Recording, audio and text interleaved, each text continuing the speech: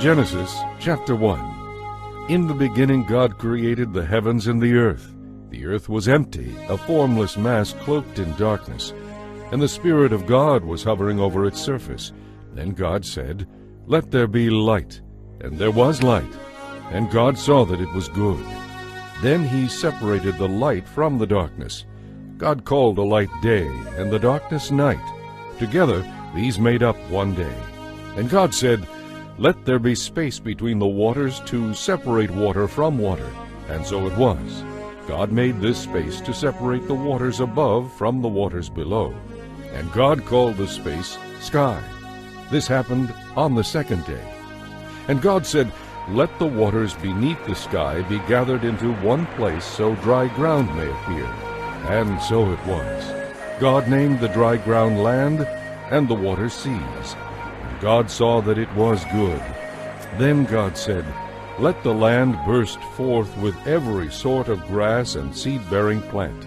And let there be trees that grow seed-bearing fruit. The seeds will then produce the kinds of plants and trees from which they came." And so it was. The land was filled with seed-bearing plants and trees, and their seeds produced plants and trees of like kind. And God saw that it was good. This all happened on the third day. And God said, "Let bright lights appear in the sky to separate the day from the night. They will be signs to mark off the seasons, the days, and the years. Let their light shine down upon the earth." And so it was. For God made two great lights, the sun and the moon, to shine down upon the earth. The greater one, the sun, presides during the day. The lesser one, the moon, presides through the night. He also made the stars. God set these lights in the heavens to light the earth, to govern the day and the night, and to separate the light from the darkness. And God saw that it was good. This all happened on the fourth day. And God said, "Let the waters swarm with fish and other life. Let the skies be filled with birds of every kind."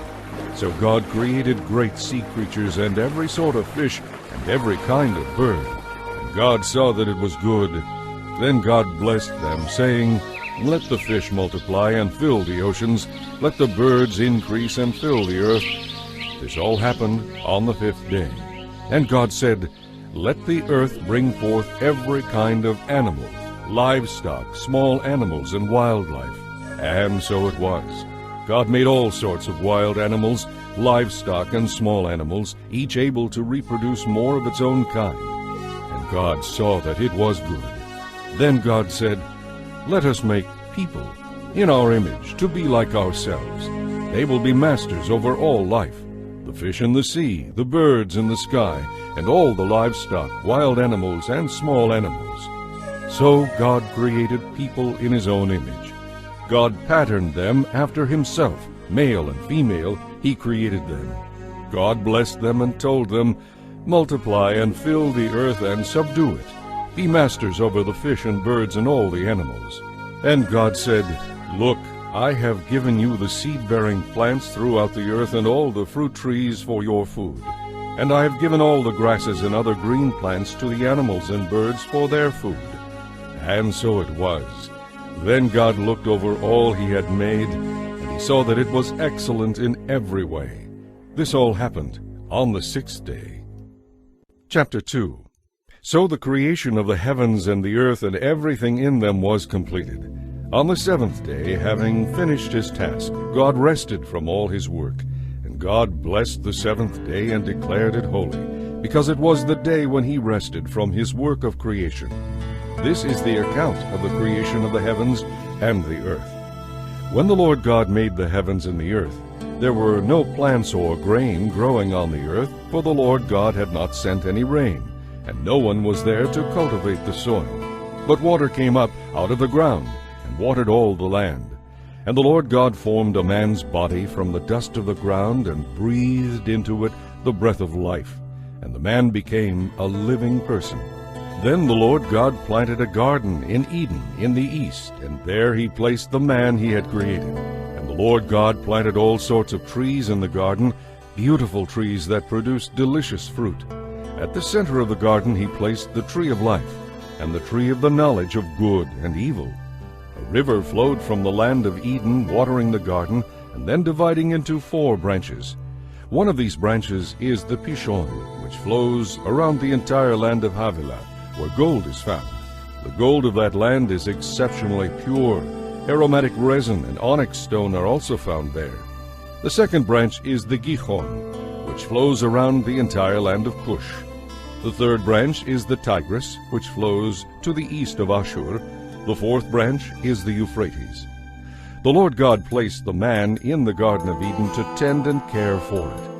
But the Lord God gave him this warning: You may freely eat any fruit in the garden, except fruit from the tree of the knowledge of good and evil. If you eat of its fruit, you will surely die. And the Lord God said, It is not good for the man to be alone. I will make a companion who will help him. So the Lord God formed from the soil every kind of animal and bird. He brought them to Adam to see what he would call them. And Adam chose a name for each one. He gave names to all the livestock, birds, and wild animals. But still there was no companion suitable for him. So the Lord God caused Adam to fall into a deep sleep. He took one of Adam's ribs and closed up the place from which he had taken it. Then the Lord God made a woman from the rib and brought her to Adam. At last, Adam exclaimed, she is part of my own flesh and bone. She will be called woman because she was taken out of a man. This explains why a man leaves his father and mother and is joined to his wife, and the two are united into one. Now, although Adam and his wife were both naked, neither of them felt any shame. Chapter 3. Now the serpent was the shrewdest of all the creatures the Lord had made. Really? He asked the woman. Did God really say you must not eat any of the fruit in the garden? Of course we may eat it. The woman told him. It's only the fruit from the tree at the center of the garden that we are not allowed to eat. God says we must not eat it or even touch it, or we will die. You won't die. The serpent hissed. God knows that your eyes will be opened when you eat it. You will become just like God, knowing everything, both good and evil. The woman was convinced. The fruit looked so fresh and delicious, and it would make her so wise. So she ate some of the fruit. She also gave some to her husband, who was with her. Then he ate it too. At that moment, their eyes were opened, and they suddenly felt shame at their nakedness. So they strung fig leaves together around their hips to cover themselves. Toward evening they heard the Lord God walking about in the garden, so they hid themselves among the trees. The Lord God called to Adam, "Where are you?" He replied, I heard you, so I hid. I was afraid because I was naked. "Who told you that you were naked?" the Lord God asked. "Have you eaten the fruit I commanded you not to eat?" Yes, Adam admitted. but it was the woman you gave me who brought me the fruit, and I ate it. Then the Lord God asked the woman, "How could you do such a thing?" The serpent tricked me. She replied. That's why I ate it. So the Lord God said to the serpent, "Because you have done this, you will be punished. You are singled out from all the domestic and wild animals of the whole earth to be cursed. You will grovel in the dust as long as you live, crawling along on your belly. From now on, you and the woman will be enemies, and your offspring and her offspring will be enemies. He will crush your head, and you will strike his heel." Then he said to the woman, "You will bear children with intense pain and suffering, and though your desire will be for your husband, he will be your master." And to Adam he said, "Because you listened to your wife and ate the fruit I told you not to eat, I have placed a curse on the ground. All your life you will struggle to scratch a living from it. It will grow thorns and thistles for you, though you will eat of its grains. All your life you will sweat to produce food until your dying day. Then you will return to the ground from which you came, for you were made from dust, and to the dust you will return." Then Adam named his wife Eve, because she would be the mother of all people everywhere. And the Lord God made clothing from animal skins for Adam and his wife. Then the Lord God said, "The people have become as we are, knowing everything, both good and evil. What if they eat the fruit of the tree of life? Then they will live forever." So the Lord God banished Adam and his wife from the Garden of Eden, And he sent Adam out to cultivate the ground from which he had been made. After banishing them from the garden, the Lord God stationed mighty angelic beings to the east of Eden, and a flaming sword flashed back and forth, guarding the way to the tree of life. Chapter 4. Now Adam slept with his wife Eve, and she became pregnant. When the time came, she gave birth to Cain, and she said, With the Lord's help, I have brought forth a man. Later she gave birth to a second son, and named him Abel. When they grew up, Abel became a shepherd, while Cain was a farmer. At harvest time Cain brought to the Lord a gift of his farm produce, while Abel brought several choice lambs from the best of his flock. The Lord accepted Abel and his offering, but he did not accept Cain and his offering. This made Cain very angry and dejected. "Why are you so angry?" the Lord asked him. "Why do you look so dejected? You will be accepted if you respond in the right way. But if you refuse to respond correctly, then watch out. Sin is waiting to attack and destroy you, and you must subdue it." Later Cain suggested to his brother, Abel, Let's go out into the fields. and while they were there, Cain attacked and killed his brother. Afterward the Lord asked Cain, "Where is your brother? Where is Abel?" I don't know. Cain retorted. Am I supposed to keep track of him wherever he goes? But the Lord said, "What have you done? Listen, your brother's blood cries out to me from the ground. You are hereby banished from the ground you have defiled with your brother's blood. No longer will it yield abundant crops for you, no matter how hard you work. From now on you will be a homeless fugitive on the earth, constantly wandering from place to place." Cain replied to the Lord, My punishment is too great for me to bear. You have banished me from my land and from your presence. You have made me a wandering fugitive. All who see me will try to kill me. The Lord replied, "They will not kill you, for I will give 7 times your punishment to anyone who does." Then the Lord put a mark on Cain to warn anyone who might try to kill him. So Cain left the Lord's presence and settled in the land of Nod, east of Eden. Then Cain's wife became pregnant and gave birth to a son, and they named him Enoch. When Cain founded a city, he named it Enoch after his son. Enoch was the father of Irad. Irad was the father of Mehujael. Mehujael was the father of Methushael. Methushael was the father of Lamech. Lamech married 2 women, Ada and Zillah. Ada gave birth to a baby named Jabal. He became the first of the herdsmen who live in tents. His brother's name was Jubal, the first musician, the inventor of the harp and flute. To Lamech's other wife, Zillah, was born Tubal-Cain. He was the first to work with metal, forging instruments of bronze and iron. Tubal-Cain had a sister named Naamah. One day Lamech said to Ada and Zillah, "Listen to me, my wives. I have killed a youth who attacked and wounded me. If anyone who kills Cain is to be punished 7 times, anyone who takes revenge against me will be punished 77 times. Adam slept with his wife again, and she gave birth to another son. She named him Seth, for she said, God has granted me another son in place of Abel, the one Cain killed. When Seth grew up, he had a son and named him Enosh. It was during his lifetime that people first began to worship the Lord. Chapter 5. This is the history of the descendants of Adam. When God created people, he made them in the likeness of God. He created them male and female, and he blessed them and called them human. When Adam was 130 years old, his son Seth was born, and Seth was the very image of his father. After the birth of Seth, Adam lived another 800 years, and he had other sons and daughters. He died at the age of 930. When Seth was 105 years old, his son Enosh was born. After the birth of Enosh, Seth lived another 807 years, and he had other sons and daughters. He died at the age of 912. When Enosh was 90 years old, his son Kenan was born. After the birth of Kenan, Enosh lived another 815 years, and he had other sons and daughters. He died at the age of 905. When Kenan was 70 years old, his son Mahalalel was born. After the birth of Mahalalel, Kenan lived another 840 years, and he had other sons and daughters. He died at the age of 910. When Mahalalel was 65 years old, his son Jared was born.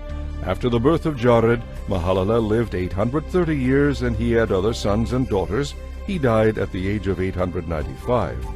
When Jared was 162 years old, his son Enoch was born. After the birth of Enoch, Jared lived another 800 years, and he had other sons and daughters. He died at the age of 962. When Enoch was 65 years old, his son Methuselah was born. After the birth of Methuselah, Enoch lived another 300 years in close fellowship with God, and he had other sons and daughters. Enoch lived 365 years in all. He enjoyed a close relationship with God throughout his life. Then suddenly he disappeared because God took him. When Methuselah was 187 years old, his son Lamech was born. After the birth of Lamech, Methuselah lived another 782 years, and he had other sons and daughters. He died at the age of 969. When Lamech was 182 years old, his son Noah was born. Lamech named his son Noah, for he said, "He will bring us relief from the painful labor of farming this ground that the Lord has cursed." After the birth of Noah, Lamech lived 595 years, and he had other sons and daughters. He died at the age of 777. By the time Noah was 500 years old, he had 3 sons, Shem, Ham, and Japheth. Chapter 6. When the human population began to grow rapidly on the earth, the sons of God saw the beautiful women of the human race, and took any they wanted as their wives.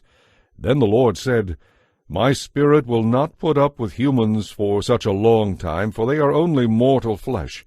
In the future they will live no more than 120 years. In those days, and even afterward, giants lived on the earth, for whenever the sons of God had intercourse with human women, they gave birth to children who became the heroes mentioned in legends of old. Now the Lord observed the extent of the people's wickedness, and he saw that all their thoughts were consistently and totally evil. So the Lord was sorry he had ever made them. It broke his heart. And the Lord said, "I will completely wipe out this human race that I have created. Yes, and I will destroy all the animals and birds too. I am sorry I ever made them." But Noah found favor with the Lord. This is the history of Noah and his family. Noah was a righteous man, the only blameless man living on earth at the time. He consistently followed God's will and enjoyed a close relationship with him. Noah had 3 sons, Shem, Ham, and Japheth. Now the earth had become corrupt in God's sight, and it was filled with violence. God observed all this corruption in the world, and he saw violence and depravity everywhere. So God said to Noah, "I have decided to destroy all living creatures, for the earth is filled with violence because of them. Yes, I will wipe them all from the face of the earth. Make a boat from resinous wood and seal it with tar inside and out. Then construct decks and stalls throughout its interior. Make it 450 feet long, 75 feet wide, and 45 feet high. Construct an opening all the way around the boat 18 inches below the roof. Then put 3 decks inside the boat, bottom, middle, and upper, and put a door in the side. Look, I am about to cover the earth with a flood that will destroy every living thing. Everything on earth will die. But I solemnly swear to keep you safe in the boat, with your wife and your sons and their wives. Bring a pair of every kind of animal, a male and a female, into the boat with you to keep them alive during the flood. Pairs of each kind of bird and each kind of animal, large and small alike, will come to you to be kept alive. And remember, take enough food for your family and for all the animals." So Noah did everything exactly as God had commanded him. Chapter 7. Finally the day came when the Lord said to Noah, "Go into the boat with all your family, for among all the people of the earth I consider you alone to be righteous. Take along 7 pairs of each animal that I have approved for eating and for sacrifice, and take 1 pair of each of the others. Then select 7 pairs of every kind of bird. There must be a male and a female in each pair to ensure that every kind of living creature will survive the flood. 1 week from today I will begin 40 days and 40 nights of rain, and I will wipe from the earth all the living things I have created. So Noah did exactly as the Lord had commanded him. He was 600 years old when the flood came, and he went aboard the boat to escape, he and his wife and his sons and their wives. With them were all the various kinds of animals, those approved for eating and sacrifice, and those that were not, along with all the birds and other small animals. They came into the boat in pairs, male and female, just as God had commanded Noah. 1 week later, the flood came and covered the earth. When Noah was 600 years old, on the 17th day of the second month, the underground waters burst forth on the earth, and the rain fell in mighty torrents from the sky. The rain continued to fall for 40 days and 40 nights. But Noah had gone into the boat that very day with his wife and his sons, Shem, Ham, and Japheth, and their wives. With them in the boat were pairs of every kind of breathing animal, domestic and wild, large and small, along with birds and flying insects of every kind. 2 by 2 they came into the boat, male and female, just as God had commanded. Then the Lord shut them in. For 40 days the floods prevailed, covering the ground and lifting the boat high above the earth. As the waters rose higher and higher above the ground, the boat floated safely on the surface. Finally, the water covered even the highest mountains on the earth, standing more than 22 feet above the highest peaks. All the living things on earth died, birds, domestic animals, wild animals, all kinds of small animals, and all the people. Everything died that breathed and lived on dry land. Every living thing on the earth was wiped out, people, animals, both large and small, and birds. They were all destroyed, and only Noah was left alive, along with those who were with him in the boat. And the water covered the earth for 150 days. Chapter 8. But God remembered Noah and all the animals in the boat. He sent a wind to blow across the waters, and the floods began to disappear. The underground water sources ceased their gushing, and the torrential rain stopped. So the flood gradually began to recede. After 150 days, exactly 5 months from the time the flood began, the boat came to rest on the mountains of Ararat. 2.5 months later, as the waters continued to go down, other mountain peaks began to appear. After another 40 days, Noah opened the window he had made in the boat and released a raven that flew back and forth until the earth was dry. Then he sent out a dove to see if it could find dry ground. But the dove found no place to land because the water was still too high. So it returned to the boat, and Noah held out his hand and drew the dove back inside. 7 days later, Noah released the dove again. This time, toward evening, the bird returned to him with a fresh olive leaf in its beak. Noah now knew that the water was almost gone. A week later, he released the dove again, and this time it did not come back. Finally, when Noah was 601 years old, 10.5 months after the flood began, Noah lifted back the cover to look. The water was drying up. 2 more months went by, and at last the earth was dry. Then God said to Noah, "Leave the boat, all of you. Release all the animals and birds so they can breed and reproduce in great numbers." So Noah, his wife, and his sons and their wives left the boat, and all the various kinds of animals and birds came out, pair by pair. Then Noah built an altar to the Lord and sacrificed on it the animals and birds that had been approved for that purpose.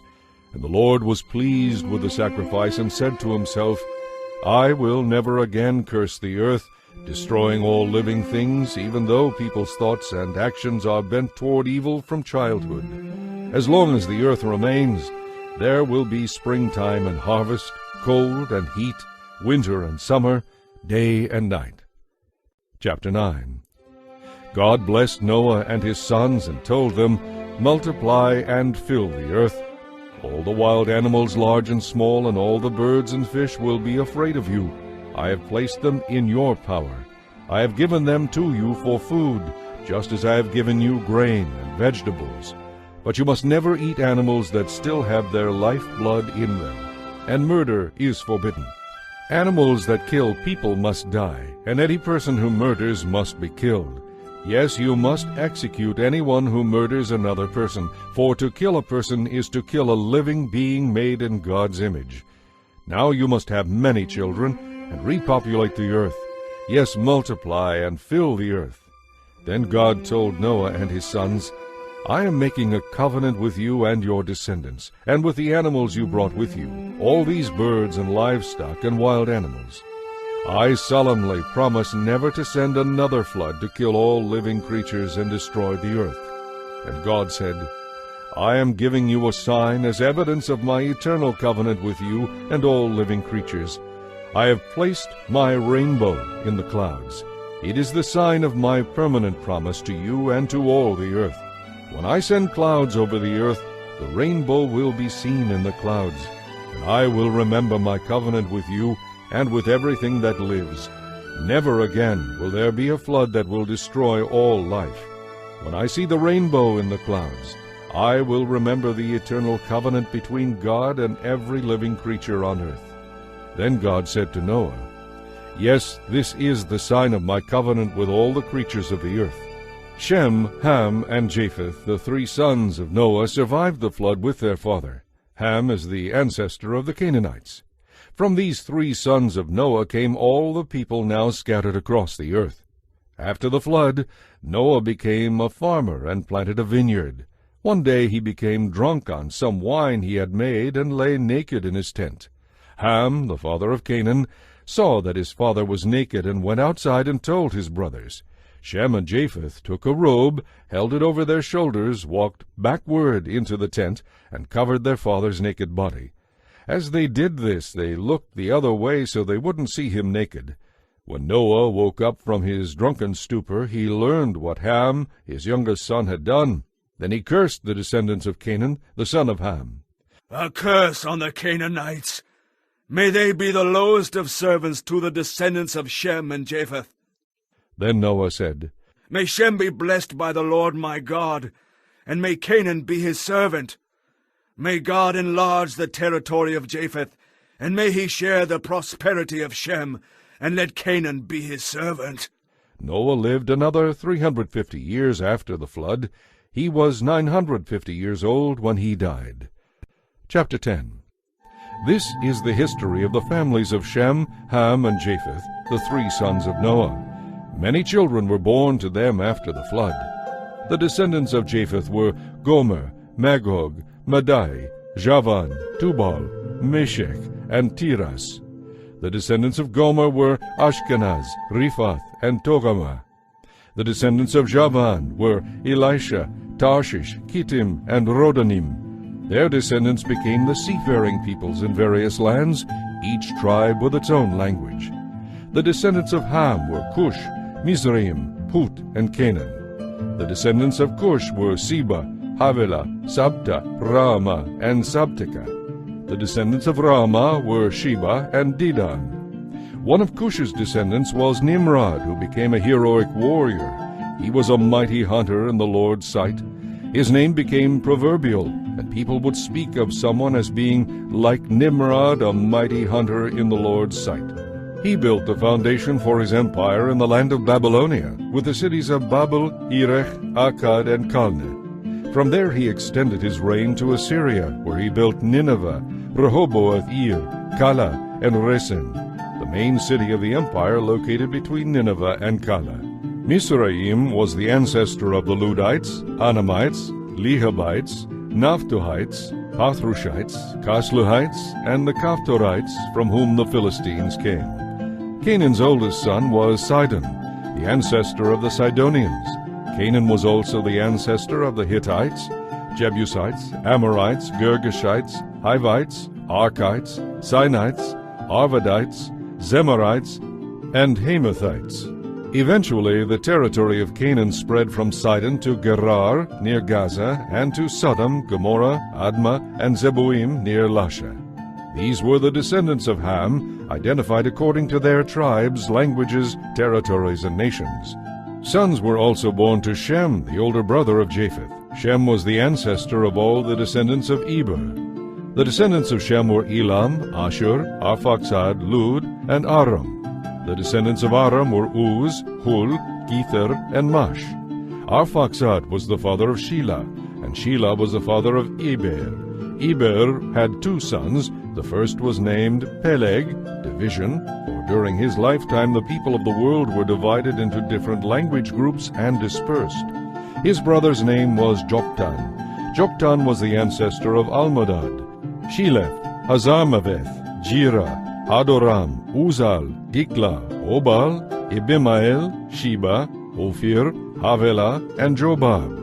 The descendants of Joktan lived in the area extending from Misha toward the eastern hills of Sephar. These were the descendants of Shem, identified according to their tribes, languages, territories, and nations. These are the families that came from Noah's sons, listed nation by nation according to their lines of descent. The earth was populated with the people of these nations after the flood. Chapter 11. At one time the whole world spoke a single language and used the same words. As the people migrated eastward, they found a plain in the land of Babylonia and settled there. They began to talk about construction projects. "Come," they said, "let's make great piles of burnt brick and collect natural asphalt to use as mortar." Let's build a great city with a tower that reaches to the skies, a monument to our greatness. This will bring us together and keep us from scattering all over the world. But the Lord came down to see the city and the tower the people were building. "Look," he said, "if they can accomplish this when they have just begun to take advantage of their common language and political unity, just think of what they will do later. Nothing will be impossible for them. Come, let's go down and give them different languages. Then they won't be able to understand each other." In that way the Lord scattered them all over the earth, and that ended the building of the city. That is why the city was called Babel, because it was there that the Lord confused the people by giving them many languages, thus scattering them across the earth. This is the history of Shem's family. When Shem was 100 years old, his son Arphaxad was born. This happened 2 years after the flood. After the birth of Arphaxad, Shem lived another 500 years and had other sons and daughters. When Arphaxad was 35 years old, his son Shelah was born. After the birth of Shelah, Arphaxad lived another 403 years and had other sons and daughters. When Shelah was 30 years old, his son Eber was born. After the birth of Eber, Shelah lived another 403 years and had other sons and daughters. When Eber was 34 years old, his son Peleg was born. After the birth of Peleg, Eber lived another 430 years and had other sons and daughters. When Peleg was 30 years old, his son Reu was born. After the birth of Reu, Peleg lived another 209 years and had other sons and daughters. When Reu was 32 years old, his son Serug was born.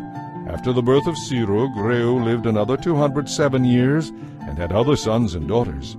When Serug was 30 years old, his son Nahor was born. After the birth of Nahor, Serug lived another 200 years and had other sons and daughters. When Nahor was 29 years old, his son Terah was born. After the birth of Terah, Nahor lived another 119 years and had other sons and daughters. When Terah was 70 years old, he became the father of Abram, Nahor, and Haran. This is the history of Terah's family. Terah was the father of Abram, Nahor, and Haran. And Haran had a son named Lot. But while Haran was still young, he died in Ur of the Chaldeans, the place of his birth. He was survived by Terah his father. Meanwhile Abram married Sarai, and his brother Nahor married Milcah, the daughter of their brother Haran. Milcah had a sister named Iscah. Now Sarai was not able to have any children.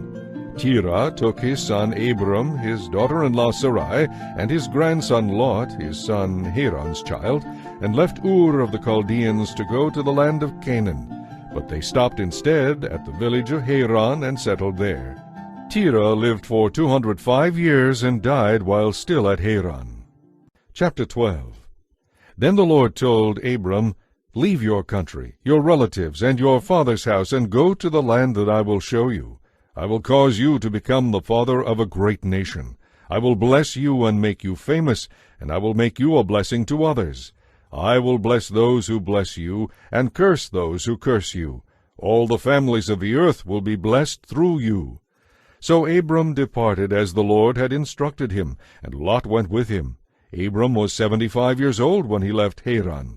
He took his wife Sarai, his nephew Lot, and all his wealth, his livestock, and all the people who had joined his household at Haran, and finally arrived in Canaan. Traveling through Canaan, they came to a place near Shechem, and set up camp beside the oak at Moreh. At that time the area was inhabited by Canaanites. Then the Lord appeared to Abram and said, I am going to give this land to your offspring. And Abram built an altar there to commemorate the Lord's visit. After that, Abram traveled southward and set up camp in the hill country between Bethel on the west and Ai on the east. There he built an altar and worshipped the Lord. Then Abram traveled south by stages toward the Negev. At that time there was a severe famine in the land, so Abram went down to Egypt to wait it out. As he was approaching the borders of Egypt, Abram said to Sarai, You are a very beautiful woman. When the Egyptians see you, they will say, This is his wife. Let's kill him, then we can have her. But if you say you are my sister, then the Egyptians will treat me well because of their interest in you, and they will spare my life. And sure enough, when they arrived in Egypt, everyone spoke of her beauty. When the palace officials saw her, they sang her praises to their king, the Pharaoh, and she was taken into his harem. Then Pharaoh gave Abram many gifts because of her, sheep, cattle, donkeys, male and female servants, and camels. But the Lord sent a terrible plague upon Pharaoh's household because of Sarai, Abram's wife. So Pharaoh called for Abram and accused him sharply. What is this you have done to me? He demanded. Why didn't you tell me she was your wife? Why were you willing to let me marry her, saying she was your sister? Here is your wife. Take her and be gone. Pharaoh then sent them out of the country under armed escort, Abram and his wife with all their household and belongings. Chapter 13. So they left Egypt and traveled north into the Negev, Abram with his wife and Lot and all that they owned. For Abram was very rich in livestock, silver, and gold. Then they continued traveling by stages toward Bethel, to the place between Bethel and Ai, where they had camped before. This was the place where Abram had built the altar, and there he again worshipped the Lord. Now Lot, who was traveling with Abram, was also very wealthy, with sheep, cattle, and many tents. But the land could not support both Abram and Lot with all their flocks and herds living so close together. There were too many animals for the available pasture land. So an argument broke out between the herdsmen of Abram and Lot. At that time Canaanites and Perizzites were also living in the land. Then Abram talked it over with Lot. This arguing between our herdsmen has got to stop, He said. After all, we're close relatives. I'll tell you what we'll do. Take your choice of any section of the land you want, and we will separate. If you want that area over there, then I'll stay here. If you want to stay in this area, then I'll move on to another place. Lot took a long look at the fertile plains of the Jordan Valley in the direction of Zoar. The whole area was well watered everywhere, like the garden of the Lord, or the beautiful land of Egypt. This was before the Lord had destroyed Sodom and Gomorrah. Lot chose that land for himself, the Jordan Valley to the east of them. He went there with his flocks and servants, and parted company with his uncle Abram. So while Abram stayed in the land of Canaan, Lot moved his tents to a place near Sodom, among the cities of the plain. The people of this area were unusually wicked and sinned greatly against the Lord. After Lot was gone, the Lord said to Abram, Look as far as you can see in every direction. I'm going to give all this land to you and your offspring as a permanent possession, and I'm going to give you so many descendants that, like dust, they cannot be counted. Take a walk in every direction and explore the new possessions I am giving you. Then Abram moved his camp to the oak grove owned by Mamre, which is at Hebron. There he built an altar to the Lord. Chapter 14. About this time war broke out in the region. King Amraphel of Babylonia, King Arioch of Elasar, King Chardolaomer of Elam, and King Tidal of Goyim fought against King Bera of Sodom, King Birsha of Gomorrah, King Shinab of Admah, King Shemaber of Zeboim, and the king of Bela, now called Zoar. The kings of Sodom, Gomorrah, Admah, Zeboim, and Bela formed an alliance and mobilized their armies in Siddim Valley, that is the valley of the Dead Sea. For 12 years they had all been subject to King Chedorlaomer, but now in their 13th year they rebelled. 1 year later, Chedorlaomer and his allies arrived. They conquered the Rephaites in Ashtaroth Karnaim, the Zuzites in Ham, the Emites in the plain of Kiriathaim, and the Horites in Mount Seir, as far as El Paran at the edge of the wilderness. Then they swung around to En-Mishpat, now called Kadesh, and destroyed the Amalekites and also the Amorites living in Hazazon Tamar. But now the army of the kings of Sodom, Gomorrah, Admah, Zeboim, and Bela, now called Zoar, prepared for battle in the valley of the Dead Sea against King Chedorlaomer of Elam and the kings of Goim, Babylonia, and Elasar, 4 kings against 5. As it happened, the valley was filled with tar pits, and as the army of the kings of Sodom and Gomorrah fled, some slipped into the tar pits, while the rest escaped into the mountains. The victorious invaders then plundered Sodom and Gomorrah and began their long journey home, taking all the wealth and food with them. They also captured Lot, Abram's nephew who lived in Sodom, and took everything he owned. One of the men who escaped came and told Abram the Hebrew, who was camped at the oak grove belonging to Mamre the Amorite. Mamre and his relatives Eshcol and Aner were Abram's allies. When Abram learned that Lot had been captured, he called together the men born into his household, 318 of them in all. He chased after Chedorlaomer's army until he caught up with them in Dan. There he divided his men and attacked during the night from several directions. Chedorlaomer's army fled, but Abram chased them to Hobah, north of Damascus. Abram and his allies recovered everything, the goods that had been taken, Abram's nephew Lot with his possessions, and all the women and other captives. As Abram returned from his victory over Chedorlaomer and his allies, the king of Sodom came out to meet him in the valley of Sheva, that is, the king's valley. Then Melchizedek, the king of Salem, and a priest of God Most High, brought him bread and wine. Melchizedek blessed Abram with this blessing. Blessed be Abram by God Most High, creator of heaven and earth, and blessed be God Most High, who has helped you conquer your enemies. Then Abram gave Melchizedek 1/10 of all the goods he had recovered. The king of Sodom told him, Give back my people who were captured, but you may keep for yourself all the goods you have recovered. Abram replied, I have solemnly promised the Lord God Most High, creator of heaven and earth, that I will not take so much as a single thread or sandal thong from you. Otherwise you might say, I am the one who made Abram rich. All I'll accept is what these young men of mine have already eaten, but give a share of the goods to my allies, Aner, Eshcol, and Mamre. Chapter 15. Afterward the Lord spoke to Abram in a vision, and said to him, Do not be afraid, Abram, for I will protect you, and your reward will be great. But Abram replied, O sovereign Lord, what good are all your blessings when I don't even have a son?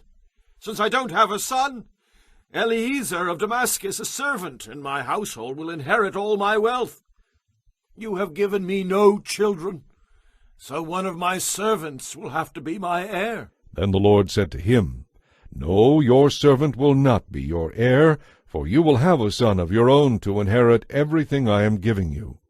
Then the Lord brought Abram outside beneath the night sky, and told him, Look up into the heavens, and count the stars if you can. Your descendants will be like that, too many to count. And Abram believed the Lord, and the Lord declared him righteous because of his faith. Then the Lord told him, I am the Lord who brought you out of Ur of the Chaldeans to give you this land. But Abram replied, O sovereign Lord, how can I be sure that you will give it to me? Then the Lord told him, Bring me a 3-year-old heifer, a 3-year-old female goat, a 3-year-old ram, a turtle dove, and a young pigeon. Abram took all these and killed them. He cut each one down the middle, and laid the halves side by side. He did not, however, divide the birds in half.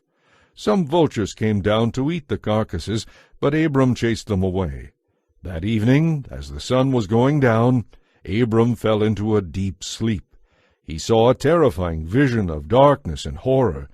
Then the Lord told Abram, "You can be sure that your descendants will be strangers in a foreign land, and they will be oppressed as slaves for 400 years. But I will punish the nation that enslaves them, and in the end they will come away with great wealth. But you will die in peace at a ripe old age. After 4 generations your descendants will return here to this land, when the sin of the Amorites has run its course." As the sun went down and it became dark, Abram saw a smoking firepot and a flaming torch pass between the halves of the carcasses.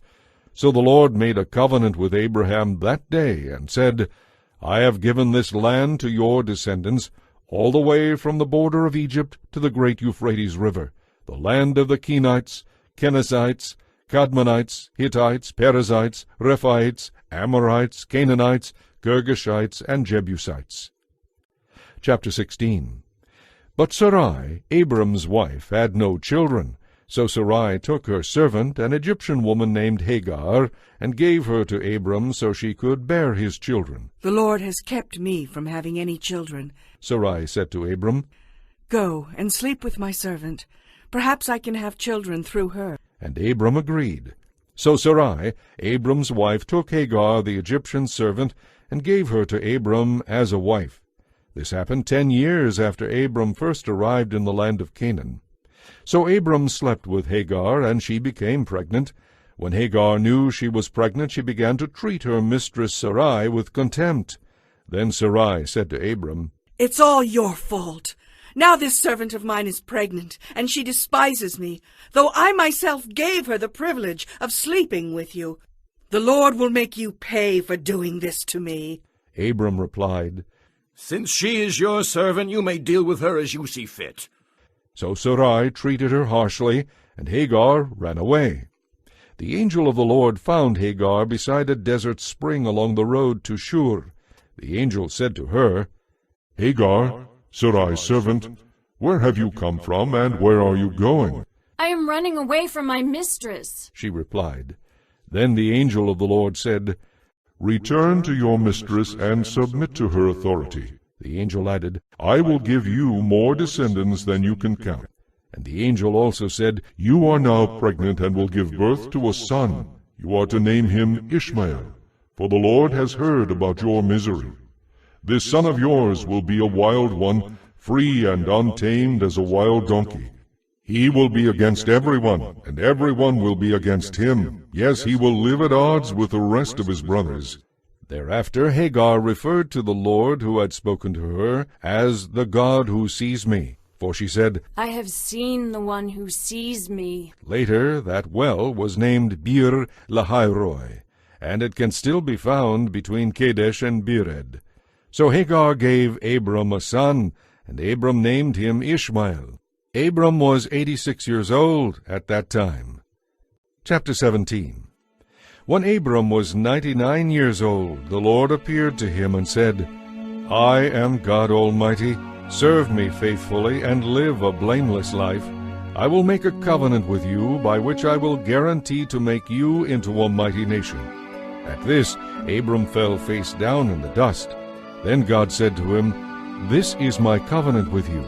I will make you the father of not just one nation, but a multitude of nations. What's more, I am changing your name. It will no longer be Abram. Now you will be known as Abraham, for you will be the father of many nations. I will give you millions of descendants who will represent many nations. Kings will be among them. I will continue this everlasting covenant between us, generation after generation. It will continue between me and your offspring forever. I will always be your God, and the God of your descendants after you. Yes, I will give all this land of Canaan to you and to your offspring forever, and I will be their God. Your part of the agreement, God told Abraham, is to obey the terms of the covenant. You and all your descendants have this continual responsibility. This is the covenant that you and your descendants must keep. Each male among you must be circumcised. The flesh of his foreskin must be cut off. This will be a sign that you and they have accepted this covenant. Every male child must be circumcised on the 8th day after his birth. This applies not only to members of your family, but also to the servants born in your household and the foreign-born servants whom you have purchased. All must be circumcised. Your bodies will thus bear the mark of my everlasting covenant. Anyone who refuses to be circumcised will be cut off from the covenant family for violating the covenant. Then God added, "Regarding Sarai, your wife, her name will no longer be Sarai. From now on you will call her Sarah, and I will bless her and give you a son from her. Yes, I will bless her richly, and she will become the mother of many nations. Kings will be among her descendants." Then Abraham bowed down to the ground, but he laughed to himself in disbelief. How can I become a father at the age of 100? He wondered. Besides, Sarah is 90. How could she have a baby? And Abraham said to God, Yes, may Ishmael enjoy your special blessing. But God replied, "Sarah, your wife, will bear you a son. You will name him Isaac, and I will confirm my everlasting covenant with him and his descendants. As for Ishmael, I will bless him also, just as you have asked. I will cause him to multiply and become a great nation. 12 princes will be among his descendants. But my covenant is with Isaac, who will be born to you and Sarah about this time next year." That ended the conversation, and God left Abraham. On that very day Abraham took his son Ishmael and every other male in his household and circumcised them, cutting off their foreskins exactly as God had told him. Abraham was 99 years old at that time, and Ishmael his son was 13. Both were circumcised the same day, along with all the other men and boys of the household, whether they were born there or bought as servants. Chapter 18. The Lord appeared again to Abraham while he was camped near the oak grove belonging to Mamre. One day, about noon, as Abraham was sitting at the entrance to his tent, he suddenly noticed 3 men standing nearby. He got up and ran to meet them, welcoming them by bowing low to the ground. My lord, he said, if it pleases you, stop here for a while. Rest in the shade of this tree, while my servants get some water to wash your feet. Let me prepare some food to refresh you. Please stay a while before continuing on your journey. All right, they said. Do as you have said. So Abraham ran back to the tent and said to Sarah, Quick, get 3 measures of your best flour and bake some bread. Then Abraham ran out to the herd and chose a fat calf and told his servant to hurry and butcher it. When the food was ready, he took some cheese curds and milk and the roasted meat, and he served it to the men. As they ate, Abraham waited on them there beneath the trees. Where is Sarah, your wife? They asked him. In the tent, Abraham replied. Then one of them said, About this time next year I will return, and your wife Sarah will have a son. Now Sarah was listening to this conversation from the tent nearby, and since Abraham and Sarah were both very old, and Sarah was long past the age of having children, she laughed silently to herself. How could a worn-out woman like me have a baby? She thought. And when my master, my husband, is also so old. Then the Lord said to Abraham, Why did Sarah laugh? Why did she say, Can an old woman like me have a baby? Is anything too hard for the Lord? About a year from now, just as I told you, I will return, and Sarah will have a son. Sarah was afraid, so she denied that she had laughed. But he said, That is not true. You did laugh. Then the men got up from their meal and started on toward Sodom. Abraham went with them part of the way. Should I hide my plan from Abraham? The Lord asked. For Abraham will become a great and mighty nation, and all the nations of the earth will be blessed through him. I have singled him out so that he will direct his sons and their families to keep the way of the Lord and do what is right and just. Then I will do for him all that I have promised. So the Lord told Abraham, I have heard that the people of Sodom and Gomorrah are extremely evil, and that everything they do is wicked. I am going down to see whether or not these reports are true, then I will know. The 2 other men went on toward Sodom, but the Lord remained with Abraham for a while. Abraham approached him and said, Will you destroy both innocent and guilty alike? Suppose you find 50 innocent people there within the city. Will you still destroy it and not spare it for their sakes? Surely you wouldn't do such a thing, destroying the innocent with the guilty. Why, you would be treating the innocent and the guilty exactly the same. Surely you wouldn't do that. Should not the judge of all the earth do what is right? And the Lord replied, If I find 50 innocent people in Sodom, I will spare the entire city for their sake. Then Abraham spoke again. Since I have begun, let me go on and speak further to my Lord, even though I am but dust and ashes. Suppose there are only 45. Will you destroy the city for lack of 5? And the Lord said, I will not destroy it if I find 45. Then Abraham pressed his request further. Suppose there are only 40. And the Lord replied, I will not destroy it if there are 40. Please don't be angry, my Lord. Abraham pleaded. Let me speak. Suppose only 30 are found. And the Lord replied, I will not destroy it if there are 30. Then Abraham said, Since I have dared to speak to the Lord, let me continue. Suppose there are only 20. And the Lord said, Then I will not destroy it for the sake of the 20. Finally Abraham said, Lord, please do not get angry. I will speak but once more. Suppose only 10 are found there. And the Lord said, Then for the sake of the 10 I will not destroy it. The Lord went on his way when he had finished his conversation with Abraham, and Abraham returned to his tent. Chapter 19. That evening the 2 angels came to the entrance of the city of Sodom, and Lot was sitting there as they arrived. When he saw them, he stood up to meet them.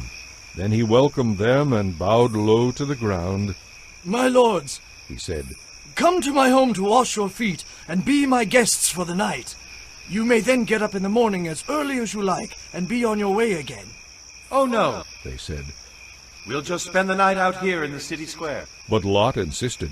So at last they went home with him. He set a great feast before them, complete with fresh bread made without yeast. After the meal, as they were preparing to retire for the night, all the men of Sodom, young and old, came from all over the city and surrounded the house. They shouted to Lot, Where are the men who came to spend the night with you? Bring them out so we can have sex with them. Lot stepped outside to talk to them, shutting the door behind him. Please, my brothers, He begged. don't do such a wicked thing. Look, I have 2 virgin daughters. Do with them as you wish. But leave these men alone, for they are under my protection. Stand back! Who do you think you are? We let you settle among us, and now you are trying to tell us what to do? We'll treat you far worse than those other men. And they lunged at Lot and began breaking down the door. But the 2 angels reached out and pulled Lot in and bolted the door. Then they blinded the men of Sodom, so they couldn't find the doorway.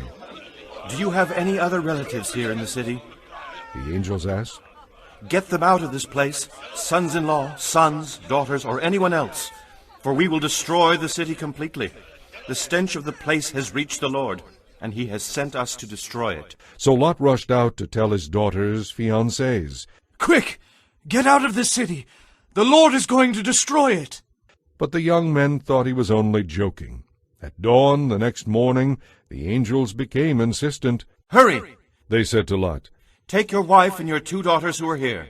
Get out of here right now, or you will be caught in the destruction of the city. When Lot still hesitated, the angel seized his hand and the hands of his wife and 2 daughters and rushed them to safety outside the city, for the Lord was merciful. Run for your lives! The angels warned. Do not stop anywhere in the valley, and don't look back. Escape to the mountains, or you will die. Oh no, my lords, please. Lot begged. You have been so kind to me and saved my life, and you have granted me such mercy. But I cannot go to the mountains. Disaster would catch up to me there, and I would soon die. See, there is a small village nearby. Please let me go there instead. Don't you see how small it is? Then my life will be saved. All right, The angel said, I will grant your request. I will not destroy that little village. But hurry, for I can do nothing until you are there. From that time on, that village was known as Zoar. The sun was rising as Lot reached the village. Then the Lord rained down fire and burning sulfur from the heavens on Sodom and Gomorrah. He utterly destroyed them, along with the other cities and villages of the plain, eliminating all life, people, plants, and animals alike. But Lot's wife looked back as she was following along behind him, and she became a pillar of salt. The next morning Abraham was up early and hurried out to the place where he had stood in the Lord's presence. He looked out across the plain to Sodom and Gomorrah, and saw columns of smoke and fumes as from a furnace rising from the cities there. But God had listened to Abraham's request and kept Lot safe, removing him from the disaster that engulfed the cities on the plain. Afterward Lot left Zoar because he was afraid of the people there, and he went to live in a cave in the mountains with his 2 daughters. One day the older daughter said to her sister, There isn't a man anywhere in this entire area for us to marry, and our father will soon be too old to have children. Come, let's get him drunk with wine, and then we will sleep with him. That way we will preserve our family line through our father. So that night they got him drunk, and the older daughter went in and slept with her father. He was unaware of her lying down or getting up again. The next morning the older daughter said to her younger sister, I slept with our father last night. Let's get him drunk with wine again tonight, and you go in and sleep with him. That way our family line will be preserved. So that night they got him drunk again, and the younger daughter went in and slept with him. As before, he was unaware of her lying down or getting up again. So both of Lot's daughters became pregnant by their father. When the older daughter gave birth to a son, she named him Moab. He became the ancestor of the nation now known as the Moabites. When the younger daughter gave birth to a son, she named him Ben-Ami. He became the ancestor of the nation now known as the Ammonites. Chapter 20. Now Abraham moved south to the Negev and settled for a while between Kadesh and Shur at a place called Gerar. Abraham told people there that his wife Sarah was his sister. So King Abimelech sent for her and had her brought to him at his palace. But one night God came to Abimelech in a dream and told him, You are a dead man, for that woman you took is married. But Abimelech had not slept with her yet, so he said, Lord, will you kill an innocent man?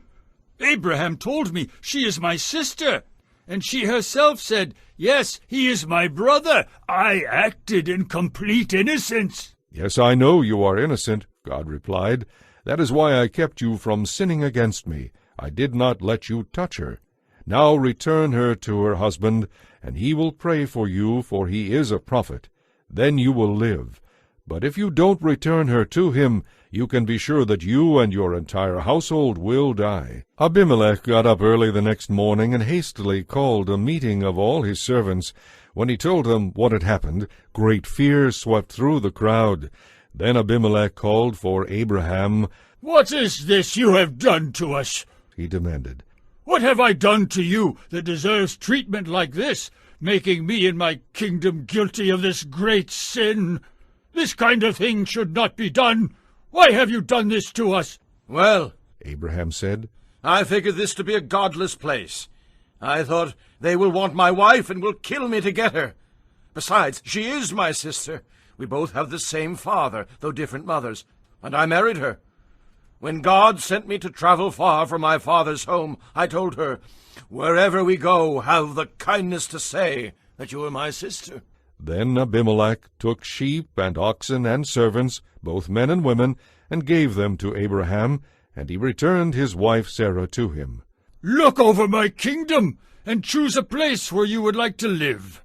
Abimelech told him. Then he turned to Sarah. Look, he said, I am giving your brother 1,000 pieces of silver to compensate for any embarrassment I may have caused you. This will settle any claim against me in this matter. Then Abraham prayed to God, and God healed Abimelech, his wife, and the other women of the household, so they could have children. for the Lord had stricken all the women with infertility as a warning to Abimelech for having taken Abraham's wife. Chapter 21. Then the Lord did exactly what he had promised. Sarah became pregnant, and she gave a son to Abraham in his old age. It all happened at the time God had said it would, and Abraham named his son Isaac. 8 days after Isaac was born, Abraham circumcised him as God had commanded. Abraham was 100 years old at the time. And Sarah declared, God has brought me laughter. All who hear about this will laugh with me. For who would have dreamed that I would ever have a baby? Yet I have given Abraham a son in his old age.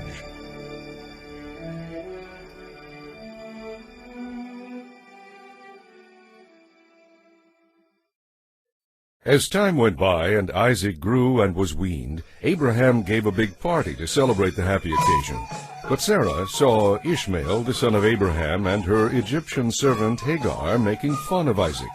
So she turned to Abraham and demanded, Get rid of that servant and her son. He's not going to share the family inheritance with my son Isaac. I won't have it. This upset Abraham very much because Ishmael was his son.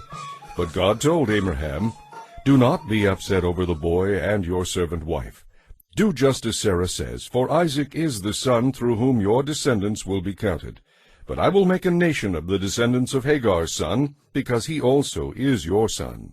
So Abraham got up early the next morning, prepared food for the journey, and strapped a container of water to Hagar's shoulders. He sent her away with their son, and she walked out into the wilderness of Beersheba, wandering aimlessly. When the water was gone, she left the boy in the shade of a bush. Then she went and sat down by herself about 100 yards away. I don't want to watch the boy die, she said, as she burst into tears. Then God heard the boy's cries, and the angel of God called to Hagar from the sky, Hagar, what's wrong? Do not be afraid. God has heard the boy's cries from the place where you laid him. Go to him and comfort him, for I will make a great nation from his descendants. Then God opened Hagar's eyes, and she saw a well. She immediately filled her water container and gave the boy a drink. And God was with the boy as he grew up in the wilderness of Paran. He became an expert archer, and his mother arranged a marriage for him with a young woman from Egypt. About this time Abimelech came with Phicol, his army commander, to visit Abraham. It is clear that God helps you in everything you do, Abimelech said. Swear to me in God's name that you won't deceive me, my children, or my grandchildren. I have been loyal to you, so now swear that you will be loyal to me and to this country in which you are living. Abraham replied, All right, I swear to it. Then Abraham complained to Abimelech about a well that Abimelech's servants had taken violently from Abraham's servants. This is the first I've heard of it, Abimelech said. And I have no idea who is responsible. Why didn't you say something about this before? Then Abraham gave sheep and oxen to Abimelech, and they made a treaty. But when Abraham took 7 additional ewe lambs and set them off by themselves, Abimelech asked, Why are you doing that? Abraham replied, They are my gift to you as a public confirmation that I dug this well. So ever since, that place has been known as Beersheba, Well of the Oath, because that was where they had sworn an oath. After making their covenant, Abimelech left with Phicol, the commander of his army, and they returned home to the land of the Philistines. Then Abraham planted a tamarisk tree at Beersheba, and he worshipped the Lord, the eternal God, at that place. And Abraham lived in Philistine country for a long time. Chapter 22. Later on, God tested Abraham's faith and obedience. Abraham, God called. Yes, He replied, here I am. Take your son, your only son, yes, Isaac, whom you love so much, and go to the land of Moriah. Sacrifice him there as a burnt offering on one of the mountains, which I will point out to you. The next morning Abraham got up early. He saddled his donkey and took 2 of his servants with him, along with his son Isaac. Then he chopped wood to build a fire for a burnt offering, and set out for the place where God had told him to go.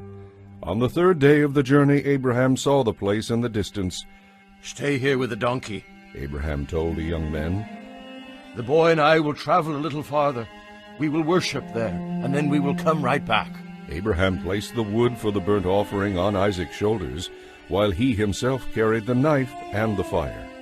As the two of them went on together, Isaac said, Father, "Yes, my son."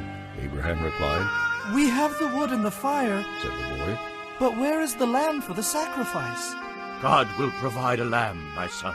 Abraham answered, and they both went on together. When they arrived at the place where God had told Abraham to go, he built an altar and placed the wood on it. Then he tied Isaac up and laid him on the altar over the wood. And Abraham took the knife and lifted it up to kill his son as a sacrifice to the Lord. At that moment, the angel of the Lord shouted to him from heaven, Abraham, Abraham, "Yes," he answered, "I'm listening."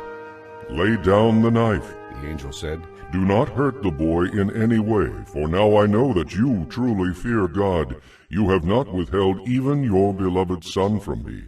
Then Abraham looked up and saw a ram caught by its horns in a bush. So he took the ram and sacrificed it as a burnt offering on the altar in place of his son. Abraham named the place, "The Lord will provide." This name has now become a proverb. On the mountain of the Lord it will be provided. Then the angel of the Lord called again to Abraham from heaven, This is what the Lord says, Because you have obeyed me and have not withheld even your beloved son, I swear by my own self that I will bless you richly. I will multiply your descendants into countless millions, like the stars of the sky and the sand on the seashore. They will conquer their enemies, and through your descendants all the nations of the earth will be blessed, all because you have obeyed me. Then they returned to Abraham's young men and traveled home again to Beersheba, where Abraham lived for quite some time. Soon after this, Abraham heard that Milcah, his brother Nahor's wife, had borne Nahor 8 sons. The oldest was named Uz, the next oldest was Buz, followed by Kemuel, the father of Aram, Kesed, Hazo, Pildash, Jidlaph, and Bethuel. Bethuel became the father of Rebekah. In addition to his 8 sons from Milcah, Nahor had 4 other children from his concubine Reumah. Their names were Teba, Gacham, Tehash, and Meacha. Chapter 23. When Sarah was 127 years old, she died at Kiriath Arba, now called Hebron, in the land of Canaan. There Abraham mourned and wept for her. Then leaving her body, he went to the Hittite elders and said, Here I am, a stranger in a foreign land, with no place to bury my wife. Please, let me have a piece of land for a burial plot. The Hittites replied to Abraham, Certainly, for you are an honored prince among us. It will be a privilege to have you choose the finest of our tombs, so you can bury her there. Then Abraham bowed low before them and said, Since this is how you feel, be so kind as to ask Ephron, son of Zohar, to let me have the cave of Machpelah, down at the end of this field. I want to pay the full price, of course, whatever is publicly agreed upon, so I may have a permanent burial place for my family. Ephron was sitting there among the others, and he answered Abraham as the others listened, speaking publicly before all the elders of the town. No, sir, he said to Abraham. Please listen to me. I will give you the cave and the field. Here in the presence of my people I give it to you. Go and bury your dead. Abraham bowed again to the people of the land, and he replied to Ephron as everyone listened. No, listen to me, he insisted. I will buy it from you. Let me pay the full price for the field, so I can bury my dead there. Well, Ephron answered, the land is worth 400 pieces of silver. But what is that between friends? Go ahead and bury your dead. So Abraham paid Ephron the amount he had suggested, 400 pieces of silver, as was publicly agreed. He bought the plot of land belonging to Ephron at Machpelah near Mamre. This included the field, the cave that was in it, and all the trees nearby. They became Abraham's permanent possession by the agreement made in the presence of the Hittite elders at the city gate. So Abraham buried Sarah there in Canaan, in the cave of Machpelah near Mamre, which is at Hebron. The field and the cave were sold to Abraham by the Hittites as a permanent burial place. Chapter 24. Abraham was now a very old man, and the Lord had blessed him in every way. One day Abraham said to the man in charge of his household, who was his oldest servant, "Swear by the Lord, the God of heaven and earth, that you will not let my son marry one of these local Canaanite women. Go instead to my homeland, to my relatives, and find a wife there for my son Isaac." The servant asked, But suppose I can't find a young woman who will travel so far from home. May I then take Isaac there to live among your relatives? "No," Abraham warned. "Be careful never to take my son there. For the Lord, the God of heaven, who took me from my father's house and my native land, solemnly promised to give this land to my offspring. He will send his angel ahead of you, and he will see to it that you find a young woman there to be my son's wife. If she's unwilling to come back with you, then you are free from this oath. But under no circumstances are you to take my son there." So the servant took a solemn oath that he would follow Abraham's instructions. He loaded 10 of Abraham's camels with gifts and set out, taking with him the best of everything his master owned. He traveled to Aram Naharaim and went to the village where Abraham's brother Nahor had settled. There the servant made the camels kneel down beside a well just outside the village. It was evening, and the women were coming out to draw water. O Lord, God of my master, He prayed. give me success and show kindness to my master Abraham. Help me to accomplish the purpose of my journey. See, here I am, standing beside this spring, and the young women of the village are coming out to draw water. This is my request. I will ask one of them for a drink. If she says, "Yes, certainly, and I will water your camels too," let her be the one you have appointed as Isaac's wife. By this I will know that you have shown kindness to my master. As he was still praying, a young woman named Rebekah arrived with a water jug on her shoulder. Her father was Bethuel, who was the son of Abraham's brother Nahor, and his wife Milcah. Now Rebekah was very beautiful, and she was a virgin. No man had ever slept with her. She went down to the spring, filled her jug, and came up again. Running over to her, the servant asked, "Please give me a drink." "Certainly, sir," she said, and she quickly lowered the jug for him to drink. When he had finished, she said, "I'll draw water for your camels, too, until they have had enough." So she quickly emptied the jug into the watering trough and ran down to the well again. She kept carrying water to the camels until they had finished drinking. The servant watched her in silence, wondering whether or not she was the one the Lord intended him to meet. Then at last, when the camels had finished drinking, he gave her a gold ring for her nose, and 2 large gold bracelets for her wrists. "Whose daughter are you?" he asked. "Would your father have any room to put us up for the night?" My father is Bethuel. She replied. My grandparents are Nahor and Milcah. Yes, we have plenty of straw and food for the camels, and we have a room for guests. The man fell down to the ground and worshipped the Lord. "Praise be to the Lord, the God of my master Abraham," he said. "The Lord has been so kind and faithful to Abraham, for he has led me straight to my master's relatives." The young woman ran home to tell her family about all that had happened. Now Rebekah had a brother named Laban. When he saw the nose ring and the bracelets on his sister's wrists, and when he heard her story, he rushed out to the spring where the man was still standing beside his camels. Laban said to him, "Come and stay with us, you who are blessed by the Lord. Why do you stand here outside the village when we have a room all ready for you and a place prepared for the camels?" So the man went home with Laban, and Laban unloaded the camels, gave him straw to bed them down, fed them, and provided water for the camel drivers to wash their feet. Then supper was served. But Abraham's servant said, "I don't want to eat until I have told you why I have come." "All right," Laban said. "Tell us your mission." "I am Abraham's servant," he explained, "and the Lord has blessed my master richly. He has become a great man. The Lord has given him flocks of sheep and herds of cattle, a fortune in silver and gold, and many servants and camels and donkeys. When Sarah, my master's wife, was very old, she gave birth to my master's son.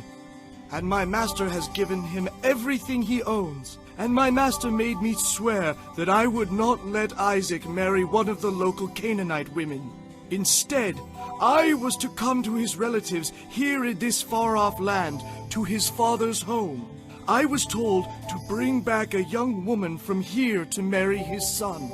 But suppose I can't find a young woman willing to come back with me, I asked him.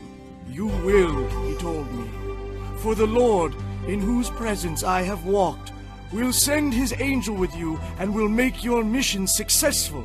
Yes, you must get a wife for my son from among my relatives, from my father's family. But if you go to my relatives and they refuse to let her come, you will be free from your oath. So this afternoon, when I came to the spring, I prayed this prayer. O Lord, the God of my master Abraham, if you are planning to make my mission a success, please guide me in a special way. Here I am, standing beside this spring. I will say to some young woman who comes to draw water, please give me a drink of water. And she will reply, certainly, and I'll water your camels too. Lord, let her be the one you have selected to be the wife of my master's son. Before I had finished praying these words, I saw Rebecca coming along with her water jug on her shoulder. She went down to the spring and drew water and filled the jug. So I said to her, please give me a drink. She quickly lowered the jug from her shoulder so I could drink. And she said, certainly, sir, and I will water your camels too. And she did. When I asked her whose daughter she was, she told me, my father is Bethuel, the son of Nahor, and his wife Milcah. So I gave her the ring and the bracelets. Then I bowed my head and worshipped the Lord. I praised the Lord, the God of my master Abraham, because he had led me along the right path to find a wife from the family of my master's relatives. So tell me, will you or won't you show true kindness to my master? When you tell me, then I'll know what my next step should be, whether to move this way or that. Then Laban and Bethuel replied, The Lord has obviously brought you here. So what can we say? Here is Rebekah. Take her and go. Yes, let her be the wife of your master's son, as the Lord has directed. At this reply, Abraham's servant bowed to the ground and worshipped the Lord. Then he brought out silver and gold jewelry and lovely clothing for Rebekah. He also gave valuable presents to her mother and brother. Then they had supper, and the servant and the men with him stayed there overnight. But early the next morning he said, Send me back to my master. But we want Rebekah to stay at least 10 days. Her brother and mother said, Then she can go. But he said, Don't hinder my return. The Lord has made my mission successful, and I want to report back to my master. Well, they said, we'll call Rebekah and ask her what she thinks. So they called Rebekah. Are you willing to go with this man? They asked her, and she replied, Yes, I will go. So they said goodbye to Rebekah and sent her away with Abraham's servant and his men. The woman who had been Rebekah's childhood nurse went along with her. They blessed her with this blessing as she parted. Our sister, may you become the mother of many millions. May your descendants overcome all their enemies. Then Rebekah and her servants mounted the camels and left with Abraham's servant. Meanwhile, Isaac, whose home was in the Negev, had returned from Bir-lahai-roi. One evening, as he was taking a walk out in the fields, meditating, he looked up and saw the camels coming. When Rebekah looked up and saw Isaac, she quickly dismounted. Who is that man walking through the fields to meet us? She asked the servant, and he replied, It is my master. So Rebekah covered her face with her veil. Then the servant told Isaac the whole story. And Isaac brought Rebekah into his mother's tent, and she became his wife. He loved her very much, and she was a special comfort to him after the death of his mother. Chapter 25. Now Abraham married again. Keturah was his new wife, and she bore him Zimran, Jokshan, Medan, Midian, Ishbak, and Shua. Jokshan's two sons were Sheba and Dedan. Dedan's descendants were the Asherites, Letushites, and Leumites. Midian's sons were Ephah, Epher, Hanoth, Abida, and Eldaah. These were all descendants of Abraham through Keturah. Abraham left everything he owned to his son Isaac, but before he died he gave gifts to the sons of his concubines and sent them off to the east away from Isaac. Abraham lived for 175 years, and he died at a ripe old age, joining his ancestors in death. His sons Isaac and Ishmael buried him in the cave of Machpelah near Mamre in the field of Ephron, son of Zohar the Hittite. This was the field Abraham had purchased from the Hittites, where he had buried his wife Sarah. After Abraham's death, God poured out rich blessings on Isaac, who settled near Beer Lahai-roi in the Negev. This is the history of the descendants of Ishmael, the son of Abraham, through Hagar, Sarah's Egyptian servant. Here is a list by their names and clans of Ishmael's descendants. The oldest was Nebaioth, followed by Kedar, Abdil, Mibsam, Mishma, Duma, Massa, Hadad, Tema, Jetur, Naphish, and Kedemah. These 12 sons of Ishmael became the founders of 12 tribes that bore their names, listed according to the places they settled and camped. Ishmael finally died at the age of 137 and joined his ancestors in death. Ishmael's descendants were scattered across the country from Havilah to Shur, which is east of Egypt in the direction of Ashur. The clans descended from Ishmael camped close to one another. This is the history of the family of Isaac, the son of Abraham. When Isaac was 40 years old, he married Rebekah, the daughter of Bethuel the Aramean from Padan Aram, and the sister of Laban. Isaac pleaded with the Lord to give Rebekah a child because she was childless. So the Lord answered Isaac's prayer, and his wife became pregnant with twins. But the two children struggled with each other in her womb. So she went to ask the Lord about it. Why is this happening to me? She asked. And the Lord told her, The sons in your womb will become two rival nations. One nation will be stronger than the other. The descendants of your older son will serve the descendants of your younger son. And when the time came, the twins were born. The first was very red at birth. He was covered with so much hair that one would think he was wearing a piece of clothing. So they called him Esau. Then the other twin was born with his hand grasping Esau's heel. So they called him Jacob. Isaac was 60 years old when the twins were born. As the boys grew up, Esau became a skillful hunter, a man of the open fields, while Jacob was the kind of person who liked to stay at home. Isaac loved Esau in particular because of the wild game he brought home, but Rebekah favored Jacob. One day when Jacob was cooking some stew, Esau arrived home exhausted and hungry from a hunt. Esau said to Jacob, I'm starved. Give me some of that red stew you've made. This was how Esau got his other name, Edom, red. Jacob replied, All right, but trade me your birthright for it. Look, I'm dying of starvation, said Esau. What good is my birthright to me now? So Jacob insisted. Well then, swear to me right now that it is mine. So Esau swore an oath, thereby selling all his rights as the firstborn to his younger brother. Then Jacob gave Esau some bread and lentil stew. Esau ate and drank and went on about his business, indifferent to the fact that he had given up his birthright. Chapter 26.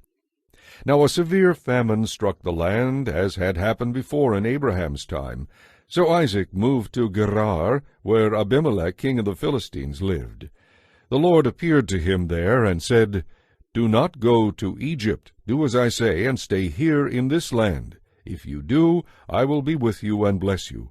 I will give all this land to you and your descendants, just as I solemnly promised Abraham your father. I will cause your descendants to become as numerous as the stars, and I will give them all these lands. And through your descendants all the nations of the earth will be blessed.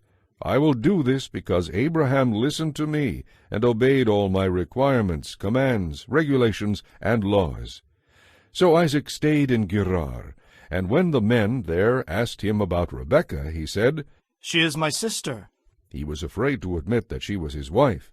He thought they would kill him to get her because she was very beautiful.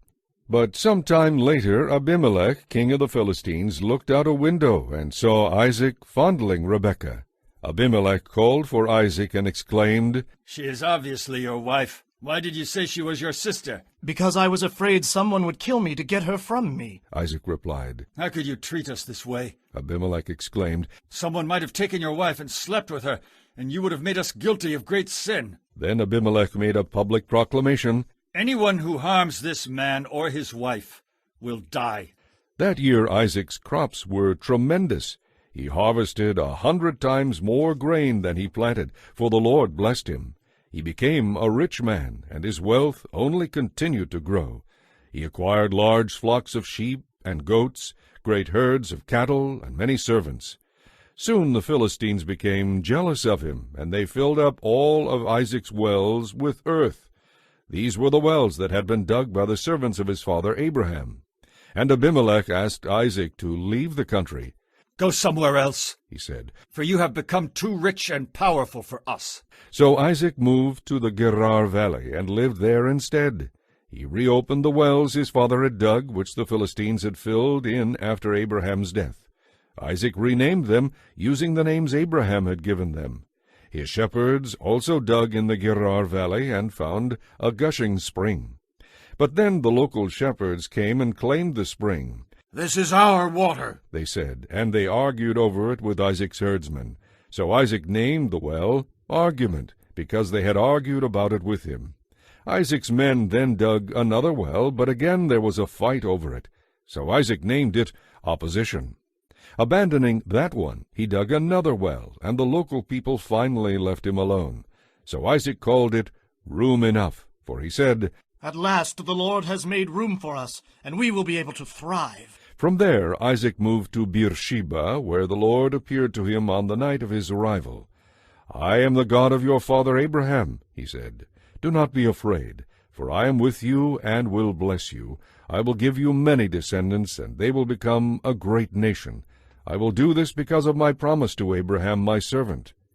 Then Isaac built an altar there and worshipped the Lord. He set up his camp at that place, and his servants dug a well. One day Isaac had visitors from Gerar. King Abimelech arrived with his adviser Ahuzah, and also Phicol, his army commander. Why have you come? Isaac asked them. This is obviously no friendly visit, since you sent me from your land in a most unfriendly way. They replied, We can plainly see that the Lord is with you, so we decided we should have a treaty, a covenant between us. Swear that you will not harm us, just as we did not harm you. We've always treated you well, and we sent you away from us in peace. And now look how the Lord has blessed you. So Isaac prepared a great feast for them, and they ate and drank in preparation for the treaty ceremony. Early the next morning, they each took a solemn oath of non-aggression. Then Isaac sent them home again in peace. That very day Isaac's servants came and told him about a well they had dug. We've found water, they said. So Isaac named the well Oath. And from that time to this, the town that grew up there has been called Beersheba, Well of the Oath. At the age of 40, Esau married a young woman named Judith, the daughter of Beeri the Hittite. He also married Basemath, the daughter of Elon the Hittite. But Esau's wives made life miserable for Isaac and Rebekah. Chapter 27. When Isaac was old and almost blind, he called for Esau his older son, and said, My son. Yes, father? Esau replied, I am an old man now, and I expect every day to be my last. Take your bow and quiver full of arrows out into the open country, and hunt some wild game for me. Prepare it just the way I like it, so it's savory and good, and bring it here for me to eat. Then I will pronounce the blessing that belongs to you, my firstborn son, before I die. But Rebekah overheard the conversation. So when Esau left to hunt for the wild game, she said to her son Jacob, I overheard your father asking Esau to prepare him a delicious meal of wild game. He wants to bless Esau in the Lord's presence before he dies. Now, my son, do exactly as I tell you. Go out to the flocks and bring me 2 fine young goats. I'll prepare your father's favorite dish from them. Take the food to your father. Then he can eat it and bless you instead of Esau before he dies. But, Mother, Jacob replied, he won't be fooled that easily. Think how hairy Esau is and how smooth my skin is. What if my father touches me? He'll see that I'm trying to trick him, and then he'll curse me instead of blessing me. Let the curse fall on me, dear son, said Rebekah. Just do what I tell you. Go out and get the goats. So Jacob followed his mother's instructions, bringing her the 2 goats. She took them and cooked a delicious meat dish, just the way Isaac liked it. Then she took Esau's best clothes, which were there in the house, and dressed Jacob with them. She made him a pair of gloves from the hairy skin of the young goats, and she fastened a strip of the goat's skin around his neck. Then she gave him the meat dish, with its rich aroma, and some freshly baked bread. Jacob carried the platter of food to his father and said, My father? Yes, my son. He answered. Who is it, Esau or Jacob? Jacob replied, It's Esau, your older son. I've done as you told me. Here is the wild game, cooked the way you like it. Sit up and eat it so you can give me your blessing. Isaac asked, How were you able to find it so quickly, my son? Because the Lord your God put it in my path, Jacob replied.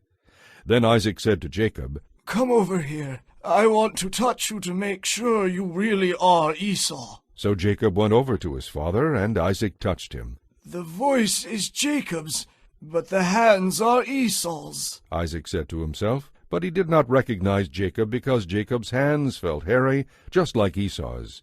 So Isaac pronounced his blessing on Jacob. Are you really my son, Esau? He asked. Yes, of course, Jacob replied.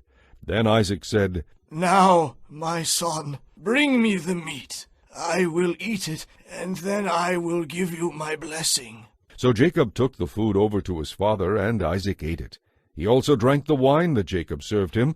Then Isaac said, Come here and kiss me, my son. So Jacob went over and kissed him, and when Isaac caught the smell of his clothes, he was finally convinced, and he blessed his son. He said, The smell of my son is the good smell of the open fields that the Lord has blessed. May God always give you plenty of dew for healthy crops, and good harvests of grain and wine. May many nations become your servants. May you be the master of your brothers. May all your mother's sons bow low before you. All who curse you are cursed, and all who bless you are blessed. As soon as Isaac had blessed Jacob, and almost before Jacob had left his father, Esau returned from his hunting trip. Esau prepared his father's favorite meat dish and brought it to him. Then he said, I'm back, father, and I have the wild game. Sit up and eat it, so you can give me your blessing. But Isaac asked him, Who are you? Why, it's me, of course, he replied. It's Esau, your older son. Isaac began to tremble uncontrollably and said, Then who was it that just served me wild game? I have already eaten it, and I blessed him with an irrevocable blessing before you came. When Esau understood, he let out a loud and bitter cry. Oh, my father, bless me too, he begged.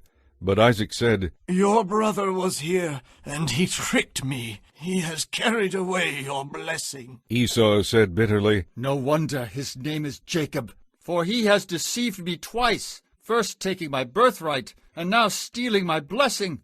Oh, haven't you saved even one blessing for me? Isaac said to Esau, I have made Jacob your master, and have declared that all his brothers will be his servants. I have guaranteed him an abundance of grain and wine. What is there left to give? Esau pleaded, Not one blessing left for me. Oh, my father, bless me too.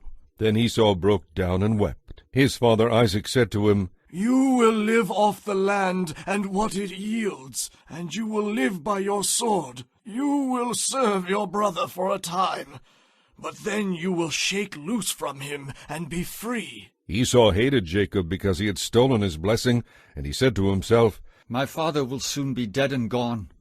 Then I will kill Jacob. But someone got wind of what Esau was planning and reported it to Rebekah. She sent for Jacob and told him, Esau is threatening to kill you. This is what you should do.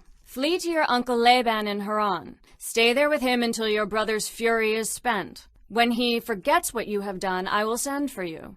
Why should I lose both of you in one day?" Then Rebekah said to Isaac, "I'm sick and tired of these local Hittite women. I'd rather die than see Jacob marry one of them." Chapter 28.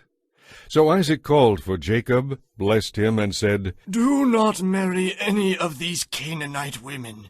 Instead, go at once to Padan Aram, to the house of your grandfather Bethuel, and marry one of your uncle Laban's daughters. May God Almighty bless you and give you many children, and may your descendants become a great assembly of nations. May God pass on to you and your descendants the blessings he promised to Abraham. May you own this land where we now are foreigners, for God gave it to Abraham." So Isaac sent Jacob away, and he went to Padan Aram to stay with his uncle Laban, his mother's brother, the son of Bethuel the Aramean. Esau heard that his father had blessed Jacob and sent him to Padan Aram to find a wife, and that he had warned Jacob not to marry a Canaanite woman. He also knew that Jacob had obeyed his parents and gone to Padan Aram. It was now very clear to Esau that his father despised the local Canaanite women. So he visited his uncle Ishmael's family and married one of Ishmael's daughters, in addition to the wives he already had. His new wife's name was Mahalath. She was the sister of Nebaioth and the daughter of Ishmael, Abraham's son. Meanwhile, Jacob left Beersheba and traveled toward Haran. At sundown he arrived at a good place to set up camp and stopped there for the night. Jacob found a stone for a pillow and lay down to sleep. As he slept, he dreamed of a stairway that reached from earth to heaven, and he saw the angels of God going up and down on it. At the top of the stairway stood the Lord, and he said, "I am the Lord, the God of your grandfather Abraham and the God of your father Isaac. The ground you are lying on belongs to you. I will give it to you and your descendants. Your descendants will be as numerous as the dust of the earth. They will cover the land from east to west and from north to south. All the families of the earth will be blessed through you and your descendants. What's more, I will be with you, and I will protect you wherever you go. I will someday bring you safely back to this land. I will be with you constantly until I have finished giving you everything I have promised." Then Jacob woke up and said, "Surely the Lord is in this place, and I wasn't even aware of it." He was afraid and said, "What an awesome place this is! It is none other than the house of God, the gateway to heaven." The next morning he got up very early. He took the stone he had used as a pillow and set it upright as a memorial pillar. Then he poured olive oil over it. He named the place Bethel, House of God, though the name of the nearby village was Luz. Then Jacob made this vow, "If God will be with me and protect me on this journey, and give me food and clothing, and if he will bring me back safely to my father, then I will make the Lord my God. This memorial pillar will become a place for worshiping God, and I will give God 1/10 of everything he gives me." Chapter 29. Jacob hurried on, finally arriving in the land of the east. He saw in the distance 3 flocks of sheep lying in an open field beside a well, waiting to be watered. But a heavy stone covered the mouth of the well. It was the custom there to wait for all the flocks to arrive before removing the stone. After watering them, the stone would be rolled back over the mouth of the well. Jacob went over to the shepherds and asked them, "Where do you live?" "At Haran," they said. "Do you know a man there named Laban, the grandson of Nahor?" "Yes, we do," they replied. "How is he?" Jacob asked. "He's well and prosperous. Look, here comes his daughter Rachel with the sheep." "Why don't you water the flock so they can get back to grazing?" Jacob asked. "They'll be hungry if you stop so early in the day." "We don't roll away the stone and begin the watering until all the flocks and shepherds are here," they replied. As this conversation was going on, Rachel arrived with her father's sheep, for she was a shepherd. And because she was his cousin, the daughter of his mother's brother, and because the sheep were his uncle's, Jacob went over to the well and rolled away the stone and watered his uncle's flock. Then Jacob kissed Rachel, and tears came to his eyes. He explained that he was her cousin on her father's side, her aunt Rebekah's son. So Rachel quickly ran and told her father Laban. As soon as Laban heard about Jacob's arrival, he rushed out to meet him and greeted him warmly. Laban then brought him home, and Jacob told him his story. Just think, my very own flesh and blood, Laban exclaimed. After Jacob had been there about a month, Laban said to him, You shouldn't work for me without pay just because we are relatives. How much do you want? Now Laban had 2 daughters, Leah, who was the oldest, and her younger sister Rachel. Leah had pretty eyes, but Rachel was beautiful in every way, with a lovely face and shapely figure. Since Jacob was in love with Rachel, he told her father, I'll work for you 7 years if you'll give me Rachel, your younger daughter, as my wife. Agreed, Laban replied. I'd rather give her to you than to someone outside the family.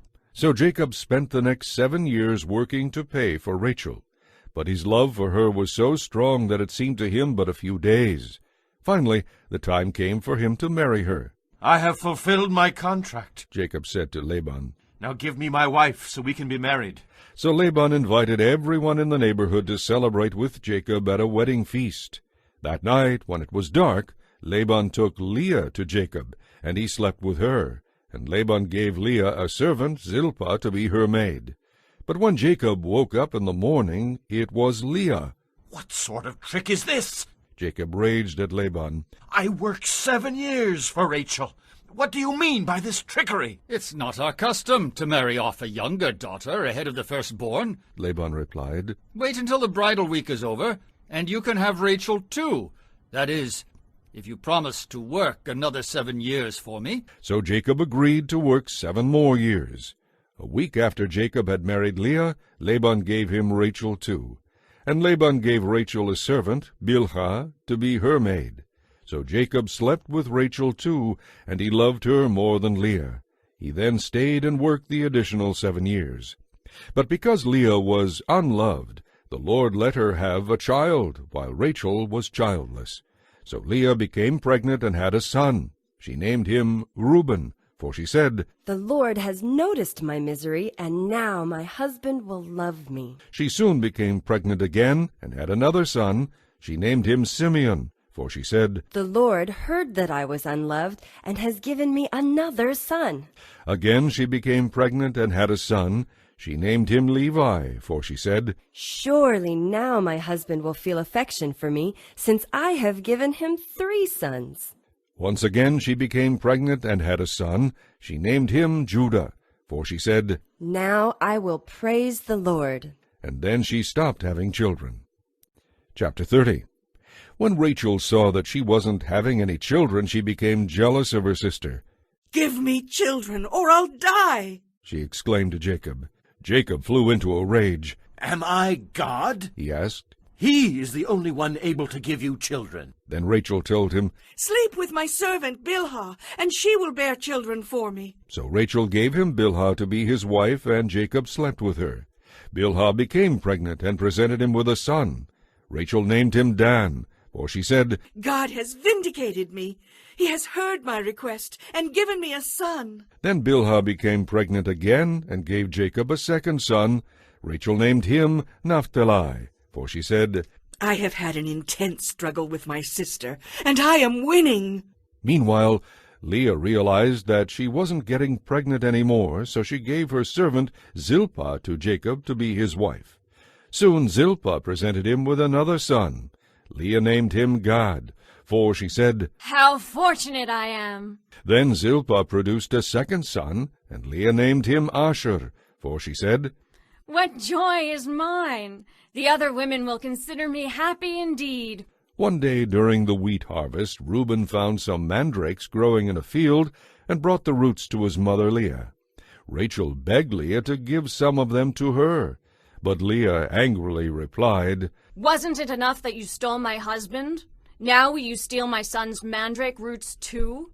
Rachel said, I will let him sleep with you tonight in exchange for the mandrake roots. So that evening, as Jacob was coming home from the fields, Leah went out to meet him. You must sleep with me tonight, she said. I have paid for you with some mandrake roots my son has found. So Jacob slept with her.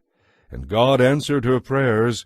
She became pregnant again and gave birth to her 5th son. She named him Issachar, for she said, God has rewarded me for giving my servant to my husband as a wife. Then she became pregnant again, and had a sixth son. She named him Zebulun, for she said, God has given me good gifts for my husband. Now he will honor me, for I have given him 6 sons. Later she gave birth to a daughter, and named her Dinah.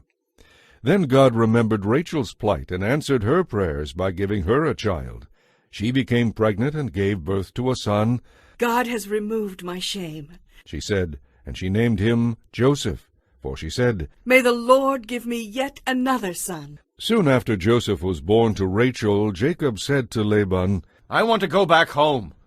Let me take my wives and children, for I have earned them from you, and let me be on my way. You know I have fully paid for them with my service to you. Please, don't leave me, Laban replied, for I have learned by divination that the Lord has blessed me because you are here.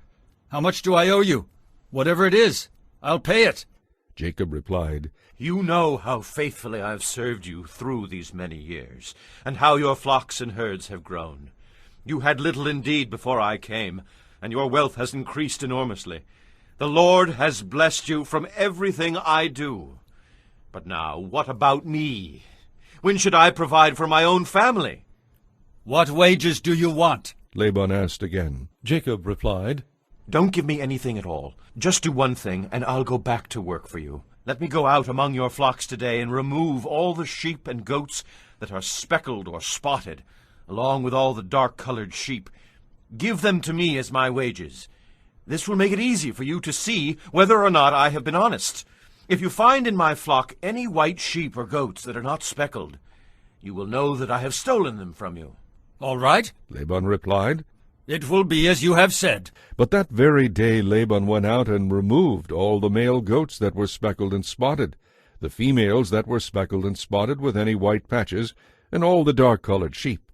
He placed them in the care of his sons, and they took them 3 days' distance from where Jacob was. Meanwhile, Jacob stayed and cared for Laban's flock. Now Jacob took fresh shoots from poplar, almond, and plane trees, and peeled off strips of the bark to make white streaks on them. Then he set up these peeled branches beside the watering trough, so Laban's flocks would see them as they came to drink, for that was when they mated. So when the flocks mated in front of the white-streaked branches, all of their offspring were streaked, speckled, and spotted. Jacob added them to his own flock, thus separating the lambs from Laban's flock. Then, at mating time, he turned the flocks toward the streaked and dark-colored rams in Laban's flock. This is how he built his flock from Laban's. Whenever the stronger females were ready to mate, Jacob set up the peeled branches in front of them. But he didn't do this with the weaker ones. So the weaker lambs belonged to Laban, and the stronger ones were Jacob's. As a result, Jacob's flocks increased rapidly, and he became very wealthy, with many servants, camels, and donkeys. Chapter 31. But Jacob soon learned that Laban's sons were beginning to grumble. Jacob has robbed our father, they said. All his wealth has been gained at our father's expense. And Jacob began to notice a considerable cooling in Laban's attitude toward him. Then the Lord said to Jacob, Return to the land of your father and grandfather and to your relatives there, and I will be with you. Jacob called Rachel and Leah out to the field where he was watching the flocks, so he could talk things over with them. Your father has turned against me and is not treating me like he used to, he told them. But the God of my father has been with me. You know how hard I have worked for your father, but he has tricked me, breaking his wage agreement with me again and again. But God has not allowed him to do me any harm. For if he said the speckled animals were mine, the whole flock began to produce speckled lambs. And when he changed his mind and said I could have the streaked ones, then all the lambs were born streaked. In this way God has made me wealthy at your father's expense. During the mating season I had a dream, and saw that the male goats mating with the flock were streaked, speckled, and spotted. Then in my dream the angel of God said to me, Jacob? And I replied, Yes, I'm listening. The angel said, Look, and you will see that only the streaked, speckled, and spotted males are mating with the females of your flock. For I have seen all that Laban has done to you. I am the God you met at Bethel, the place where you anointed the pillar of stone and made a vow to serve me. Now leave this country and return to the land you came from." Rachel and Leah said, That's fine with us. There's nothing for us here. None of our father's wealth will come to us anyway. He has reduced our rights to those of foreign women. He sold us, and what he received for us has disappeared. The riches God has given you from our father are legally ours and our children's to begin with. So go ahead and do whatever God has told you. So Jacob put his wives and children on camels, and drove the flocks in front of him, all the livestock he had acquired at Padan Aram, and set out on his journey to the land of Canaan, where his father Isaac lived. At the time they left, Laban was some distance away shearing his sheep. Rachel stole her father's household gods and took them with her. They set out secretly and never told Laban they were leaving. Jacob took all his possessions with him and crossed the Euphrates River heading for the territory of Gilead. Laban didn't learn of their flight for 3 days, but when he did, he gathered a group of his relatives and set out in hot pursuit. He caught up with them 7 days later in the hill country of Gilead. But the previous night God had appeared to Laban in a dream. "Be careful about what you say to Jacob," he was told. So when Laban caught up with Jacob as he was camped in the hill country of Gilead, he set up his camp not far from Jacob's. "What do you mean by speaking off like this?" Laban demanded.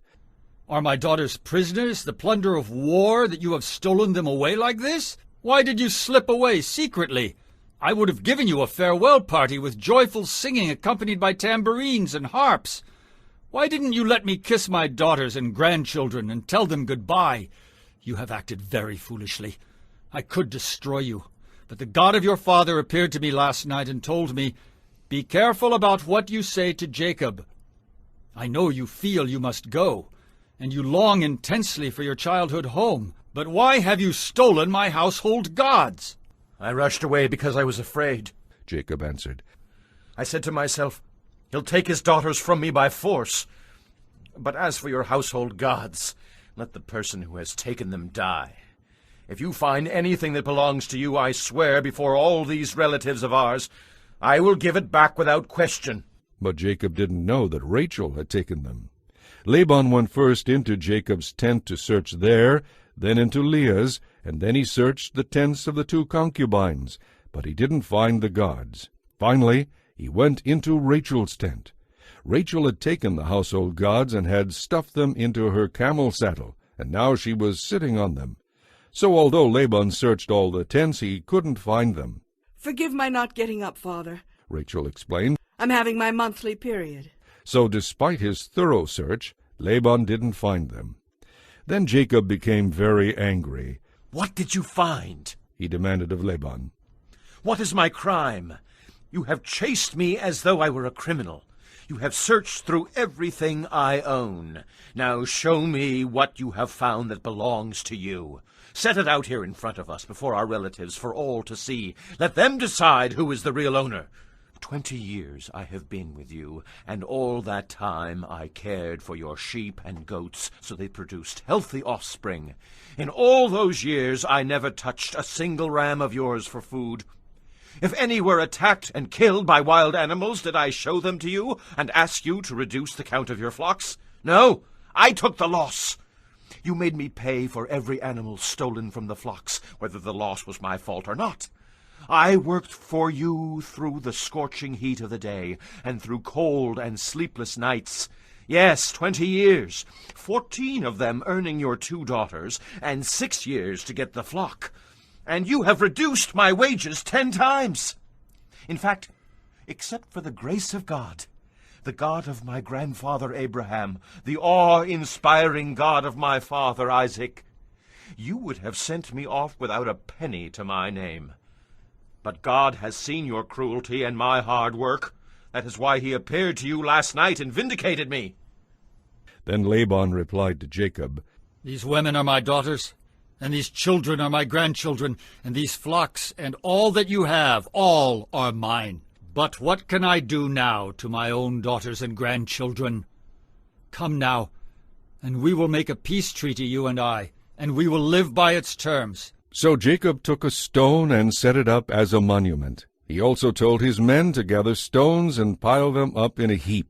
Jacob and Laban then sat down beside the pile of stones to share a meal. They named it Witness Pile, which is Jigar Sahadutha in Laban's language and Galid in Jacob's. "This pile of stones will stand as a witness to remind us of our agreement," Laban said. This place was also called Mizpah, for Laban said, "May the Lord keep watch between us, to make sure that we keep this treaty when we are out of each other's sight. I won't know about it if you are harsh to my daughters, or if you take other wives, but God will see it.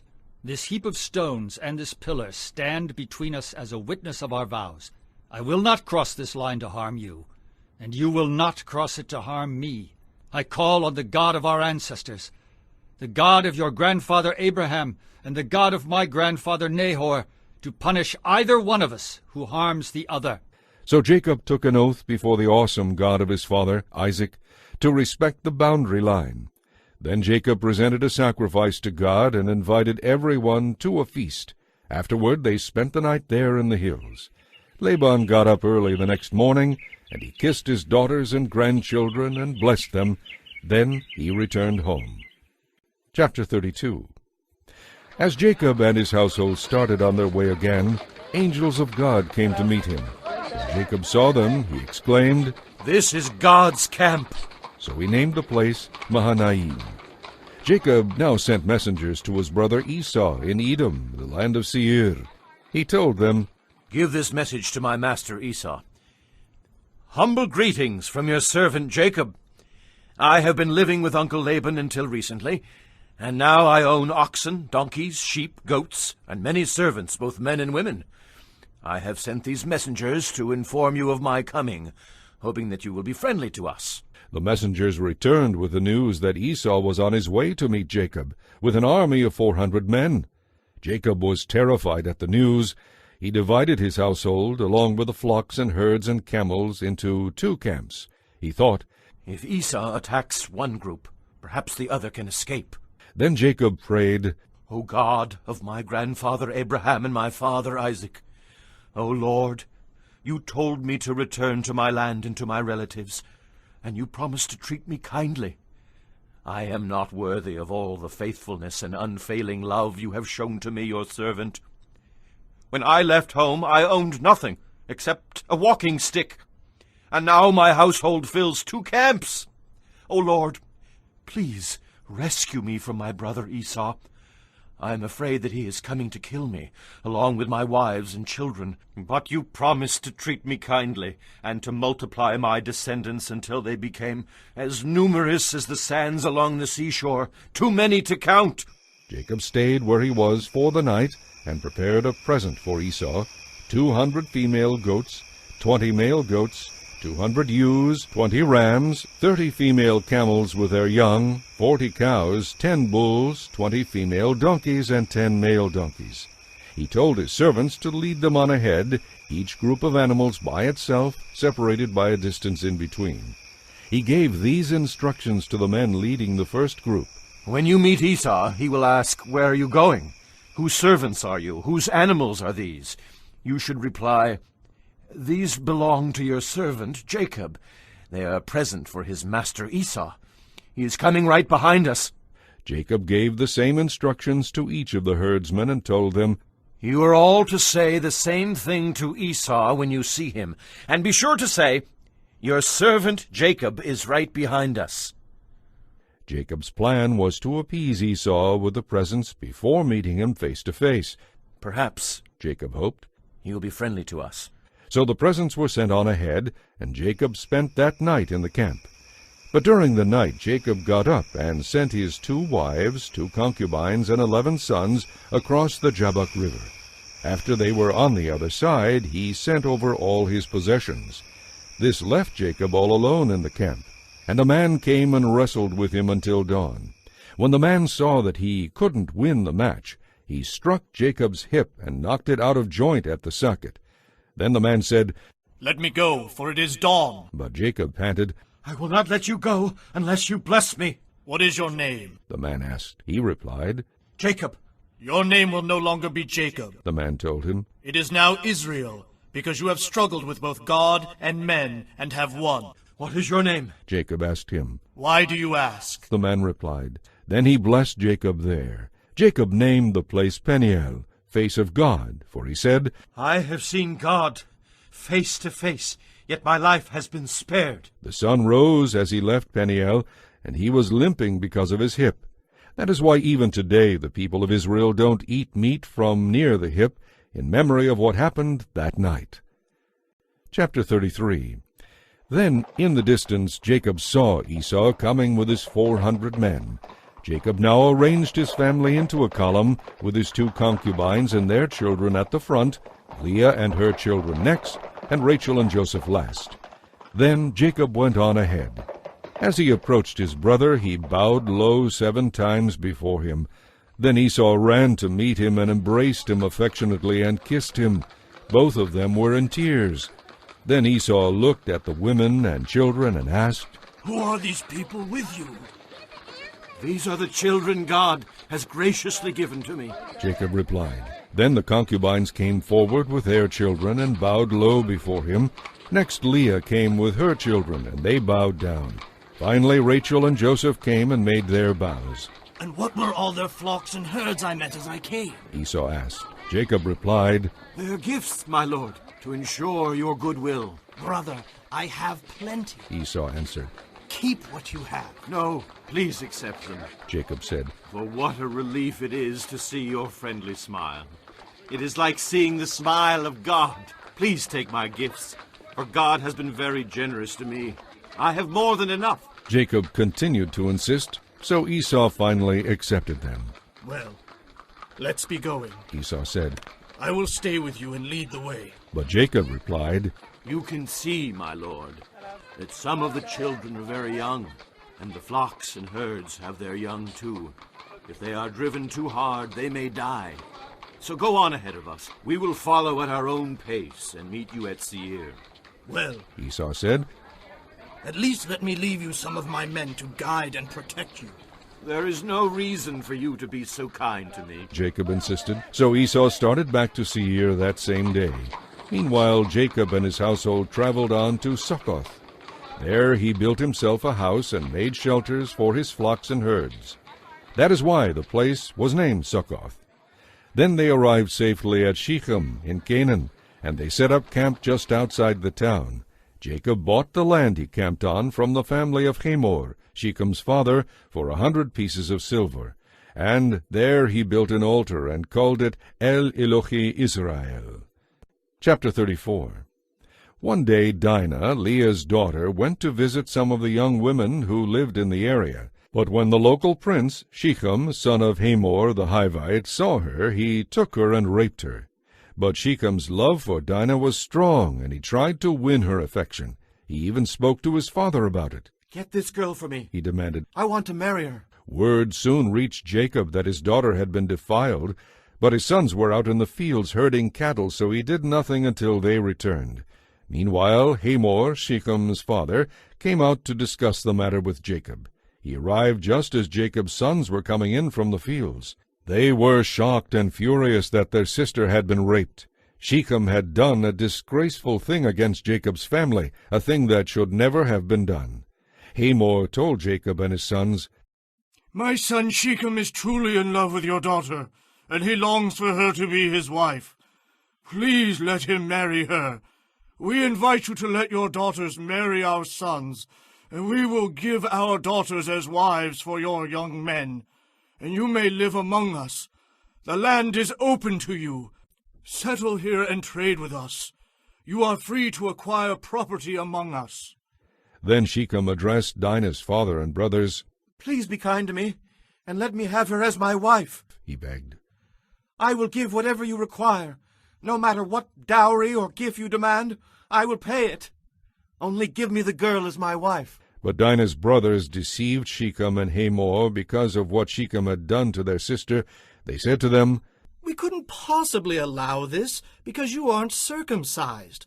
It would be a disgrace for her to marry a man like you. But here is a solution. If every man among you will be circumcised like we are, we will intermarry with you and live here and unite with you to become one people. Otherwise, we will take her and be on our way." Hamor and Shechem gladly agreed, and Shechem lost no time in acting on this request, for he wanted Dinah desperately. Shechem was a highly respected member of his family, and he appeared with his father before the town leaders to present this proposal. "Those men are our friends," they said. "Let's invite them to live here among us and ply their trade, for the land is large enough to hold them, and we can intermarry with them. But they will consider staying here only on one condition. Every one of us men must be circumcised, just as they are. But if we do this, all their flocks and possessions will become ours. Come, let's agree to this so they will settle here among us." So all the men agreed and were circumcised. But 3 days later, when their wounds were still sore, 2 of Dinah's brothers, Simeon and Levi, took their swords, entered the town without opposition, and slaughtered every man there, including Hamor and Shechem. They rescued Dinah from Shechem's house and returned to their camp. Then all of Jacob's sons plundered the town because their sister had been defiled there. They seized all the flocks and herds and donkeys, everything they could lay their hands on, both inside the town and outside in the fields.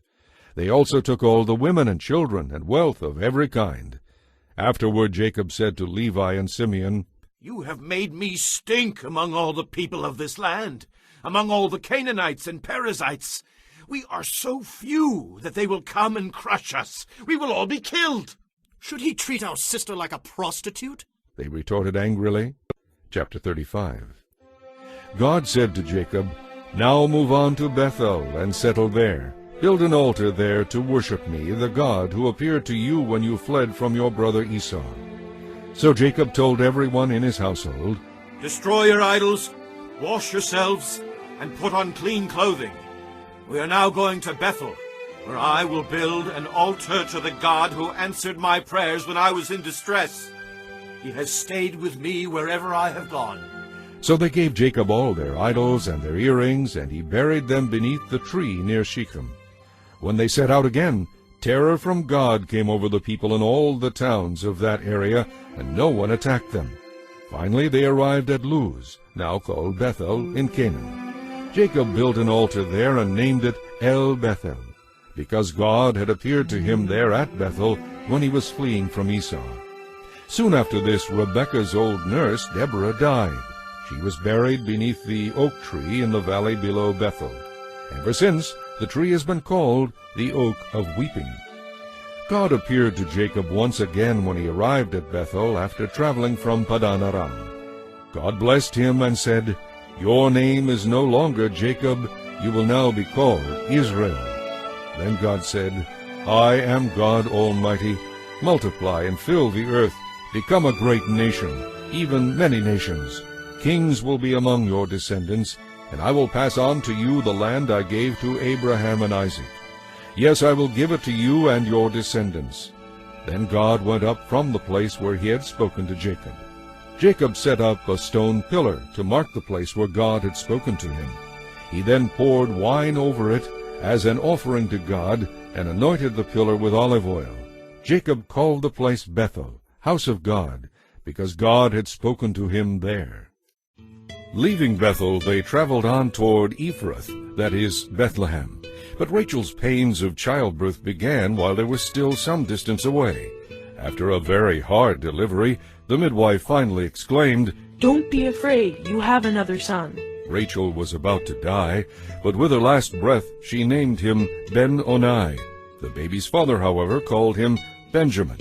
So Rachel died and was buried on the way to Ephrath, that is, Bethlehem.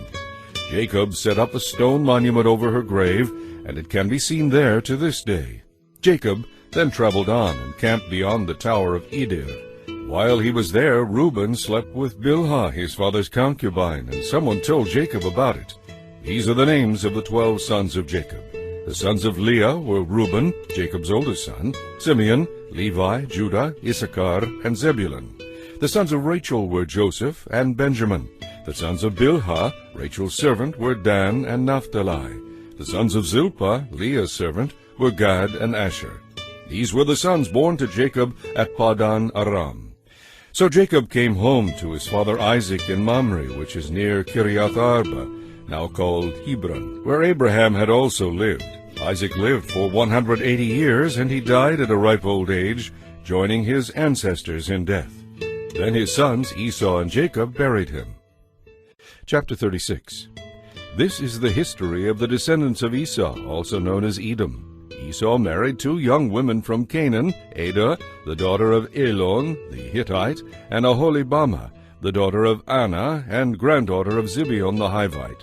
He also married his cousin Basemath, who was the daughter of Ishmael and the sister of Nebaioth. Esau and Adah had a son named Eliphaz. Esau and Basemath had a son named Reuel. Esau and Aholibamah had sons named Jeush, Jalam, and Korah. All these sons were born to Esau in the land of Canaan. Then Esau took his wives, children, household servants, cattle, and flocks, all the wealth he had gained in the land of Canaan, and moved away from his brother Jacob. There was not enough land to support them both because of all their cattle and livestock. So Esau, also known as Edom, settled in the hill country of Seir. This is a list of Esau's descendants, the Edomites who lived in the hill country of Seir. Among Esau's sons were Eliphaz, the son of Esau's wife Adah, and Reuel, the son of Esau's wife Basemath. The sons of Eliphaz were Teman, Omar, Zepho, Gatam, and Kenaz. Eliphaz had another son named Amalek, born to Timnah, his concubine. These were all grandchildren of Esau's wife Adah. The sons of Reuel were Nechath, Zerah, Shammah, and Misa. These were all grandchildren of Esau's wife Basemath. Esau also had sons through Aholibamah, the daughter of Anah, and granddaughter of Zibeon. Their names were Jeush, Jalam, and Korah. Esau's children and grandchildren became the leaders of different clans. The sons of Esau's oldest son, Eliphaz, became the leaders of the clans of Teman, Omar, Zepho, Kenaz, Korah, Gatam, and Amalek. These clans in the land of Edom were descended from Eliphaz, the son of Esau, and Adah. The sons of Esau's son, Reuel, became the leaders of the clans of Nechath, Zerah, Shammah, and Misa. These clans in the land of Edom were descended from Reuel, the son of Esau and Basemath. The sons of Esau and his wife Aholibamah became the leaders of the clans of Jeush, Jalam, and Korah.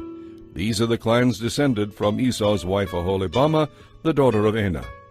These are all the clans descended from Esau, also known as Edom. These are the names of the tribes that descended from Seir the Horite, one of the families native to the land of Seir: Lotan, Shobal, Zibeon, Anah, Dishon, Ezer, and Dishan. These were the Horite clans, the descendants of Seir, who lived in the land of Edom. The sons of Lotan were Horai and Heman. Lotan's sister was named Timnah. The sons of Shobal were Alvan, Manahath, Ebal, Shepho, and Onam. The sons of Zibeon were Aiah and Anah. This is the Anah who discovered the hot springs in the wilderness while he was grazing his father's donkeys. The son of Anah was Dishon, and Aholibamah was his daughter. The sons of Dishon were Hemdan, Eshban, Ithran, and Kiran. The sons of Ezer were Bilhan, Zaavan, and Akan. The sons of Dishon were Uz and Aran. So the leaders of the Horite clans were Lotan, Shobal, Zibeon, Anah, Dishon, Ezer, and Dishan. The Horite clans are named after their clan leaders who lived in the land of Seir. These are the kings who ruled in Edom before there were kings in Israel. Bela, son of Beor, who ruled from his city of Dinhabah. When Bela died, Jobab, son of Zerah from Bozrah, became king. When Jobab died, Husham from the land of the Temanites became king. When Husham died, Hadad, son of Bedad, became king and ruled from the city of Avith. He was the one who destroyed the Midianite army in the land of Moab. When Hadad died, Samlah from the city of Masrekah became king. When Samlah died, Shaul from the city of Rehoboth on the Euphrates River became king. When Shaul died, Baal-Hanan, son of Achbor, became king. When Baal-Hanan died, Hadad became king and ruled from the city of Pau. Hadad's wife was Mehetabel, the daughter of Matred and granddaughter of Mezahab. These are the leaders of the clans of Esau, who lived in the places named for them: Timnah, Alva, Jeheth, Oholibamah, Elah, Pinon, Kenaz, Teman, Mibzar, Magdiel, and Iram. These are the names of the clans of Esau, the ancestor of the Edomites, each clan giving its name to the area it occupied. Chapter 37. So Jacob settled again in the land of Canaan, where his father had lived. This is the history of Jacob's family. When Joseph was 17 years old, he often tended his father's flocks with his half-brothers, the sons of his father's wives, Bilhah and Zilpah. But Joseph reported to his father some of the bad things his brothers were doing. Now Jacob loved Joseph more than any of his other children, because Joseph had been born to him in his old age. So one day he gave Joseph a special gift, a beautiful robe. But his brothers hated Joseph because of their father's partiality. They couldn't say a kind word to him. One night Joseph had a dream, and promptly reported the details to his brothers, causing them to hate him even more. "Listen to this dream," he announced. "We were out in the field tying up bundles of grain.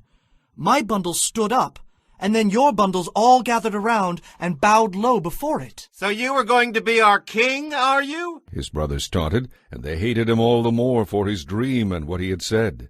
Then Joseph had another dream and told his brothers about it. "Listen to this dream," he said. "The sun, moon, and 11 stars bowed low before me." This time he told his father as well as his brothers, and his father rebuked him. What do you mean? His father asked. Will your mother, your brothers, and I actually come and bow before you? But while his brothers were jealous of Joseph, his father gave it some thought and wondered what it all meant. Soon after this, Joseph's brothers went to pasture their father's flocks at Shechem.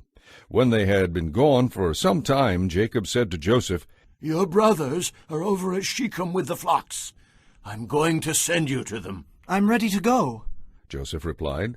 Go and see how your brothers and the flocks are getting along, Jacob said. Then come back and bring me word. So Jacob sent him on his way, and Joseph traveled to Shechem from his home in the valley of Hebron. When he arrived there, a man noticed him wandering around the countryside. What are you looking for? He asked. "For my brothers and their flocks," Joseph replied. "Have you seen them?" Yes, The man told him. but they're no longer here. I heard your brothers say they were going to Dothan. So Joseph followed his brothers to Dothan and found them there. When Joseph's brothers saw him coming, they recognized him in the distance and made plans to kill him. Here comes that dreamer, They exclaimed. Come on, let's kill him and throw him into a deep pit. We can tell our father that a wild animal has eaten him. Then we'll see what becomes of all his dreams. But Reuben came to Joseph's rescue. "Let's not kill him," He said. "Why should we shed his blood? Let's just throw him alive into this pit here. That way he will die without our having to touch him." Reuben was secretly planning to help Joseph escape, and then he would bring him back to his father. So when Joseph arrived, they pulled off his beautiful robe and threw him into the pit. This pit was normally used to store water, but it was empty at the time. Then, just as they were sitting down to eat, they noticed a caravan of camels in the distance coming toward them. It was a group of Ishmaelite traders, taking spices, balm, and myrrh from Gilead to Egypt. Judah said to the others, What can we gain by killing our brother? That would just give us a guilty conscience. Let's sell Joseph to those Ishmaelite traders. Let's not be responsible for his death. After all, he is our brother. And his brothers agreed. So when the traders came by, his brothers pulled Joseph out of the pit and sold him for 20 pieces of silver, and the Ishmaelite traders took him along to Egypt. Some time later, Reuben returned to get Joseph out of the pit. When he discovered that Joseph was missing, he tore his clothes in anguish and frustration. Then he went back to his brothers and lamented, "The boy is gone. What can I do now?" Then Joseph's brothers killed a goat and dipped the robe in its blood. They took the beautiful robe to their father and asked him to identify it. "We found this in the field," they told him. "It's Joseph's robe, isn't it?" Their father recognized it at once. Yes, he said. It is my son's robe. A wild animal has attacked and eaten him. Surely Joseph has been torn in pieces. Then Jacob tore his clothes and put on sackcloth. He mourned deeply for his son for many days. His family all tried to comfort him, but it was no use. I will die in mourning for my son, he would say, and then begin to weep. Meanwhile, in Egypt, the traders sold Joseph to Potiphar, an officer of Pharaoh, the king of Egypt. Potiphar was captain of the palace guard. Chapter 38. About this time Judah left home and moved to Adullam, where he visited a man named Hira. There he met a Canaanite woman, the daughter of Shua, and he married her. She became pregnant and had a son, and Judah named the boy Then Judah's wife had another son, and she named him Onan. And when she had a third son, she named him Shelah. At the time of Shelah's birth, they were living in Chezib. When his oldest son, grew up, Judah arranged his marriage to a young woman named Tamar. But was a wicked man in the Lord's sight, so the Lord took his life. Then Judah said to Er's brother Onan, You must marry Tamar, as our law requires of the brother of a man who has died. Her first son from you will be your brother's heir. But Onan was not willing to have a child who would not be his own heir. So whenever he had intercourse with Tamar, he spilled the semen on the ground to keep her from having a baby who would belong to his brother. But the Lord considered it a wicked thing for Onan to deny a child to his dead brother, so the Lord took Onan's life too. Then Judah told Tamar, his daughter-in-law, not to marry again at that time, but to return to her parents' home. She was to remain a widow until his youngest son, Shelah, was old enough to marry her. But Judah didn't really intend to do this because he was afraid Shelah would also die like his two brothers. So Tamar went home to her parents. In the course of time, Judah's wife died. After the time of mourning was over, Judah and his friend Hira the Adullamite went to Timnah to supervise the shearing of his sheep. Someone told Tamar that her father-in-law had left for the sheep shearing at Timnah. Tamar was aware that Shelah had grown up, but they had not called her to come and marry him. So she changed out of her widow's clothing and covered herself with a veil to disguise herself. Then she sat beside the road at the entrance to the village of Enaim, which is on the way to Timnah. Judah noticed her as he went by and thought she was a prostitute, since her face was veiled. So he stopped and propositioned her to sleep with him, not realizing that she was his own daughter-in-law. How much will you pay me? Tamar asked. I'll send you a young goat from my flock, Judah promised.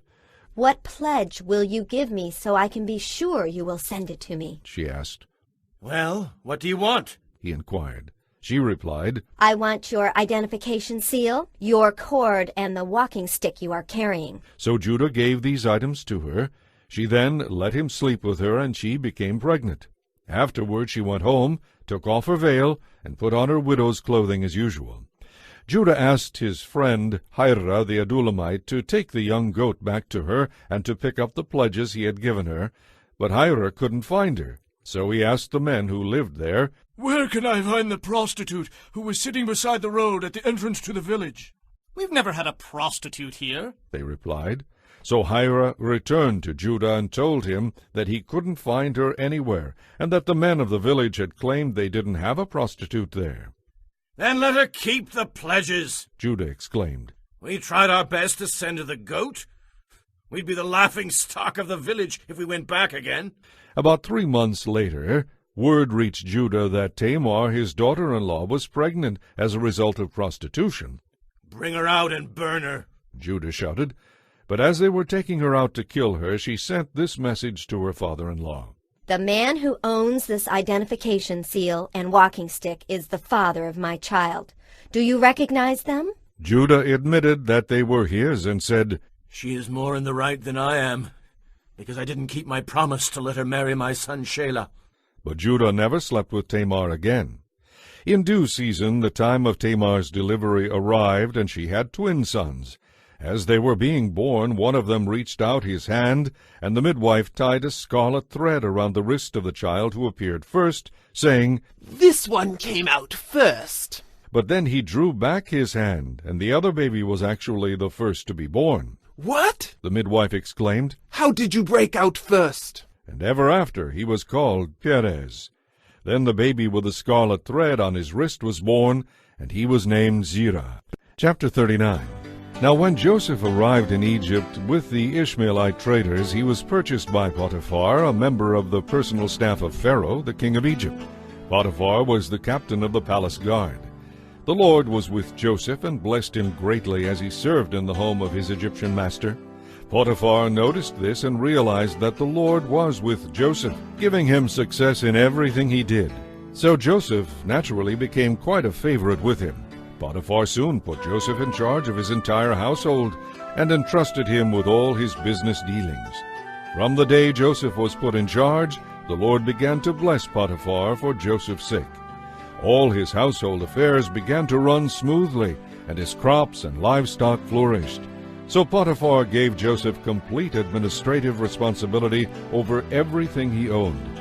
With Joseph there, he didn't have a worry in the world, except to decide what he wanted to eat. Now Joseph was a very handsome and well-built young man, and about this time Potiphar's wife began to desire him and invited him to sleep with her. But Joseph refused. Look, he told her, my master trusts me with everything in his entire household. No one here has more authority than I do. He has held back nothing from me except you, because you are his wife. How could I ever do such a wicked thing? It would be a great sin against God. She kept putting pressure on him day after day, but he refused to sleep with her, and he kept out of her way as much as possible. One day, however, no one else was around when he was doing his work inside the house. She came and grabbed him by his shirt, demanding, "Sleep with me." Joseph tore himself away, but as he did, his shirt came off. She was left holding it as he ran from the house. When she saw that she had his shirt and that he had fled, she began screaming. Soon all the men around the place came running. "My husband has brought this Hebrew slave here to insult us," she sobbed. "He tried to rape me, but I screamed. He ran and left his shirt behind with me."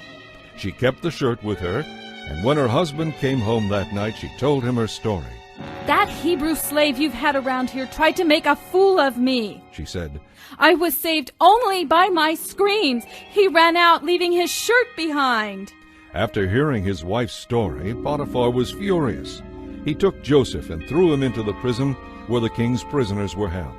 But the Lord was with Joseph there too, and he granted Joseph favor with the chief jailer.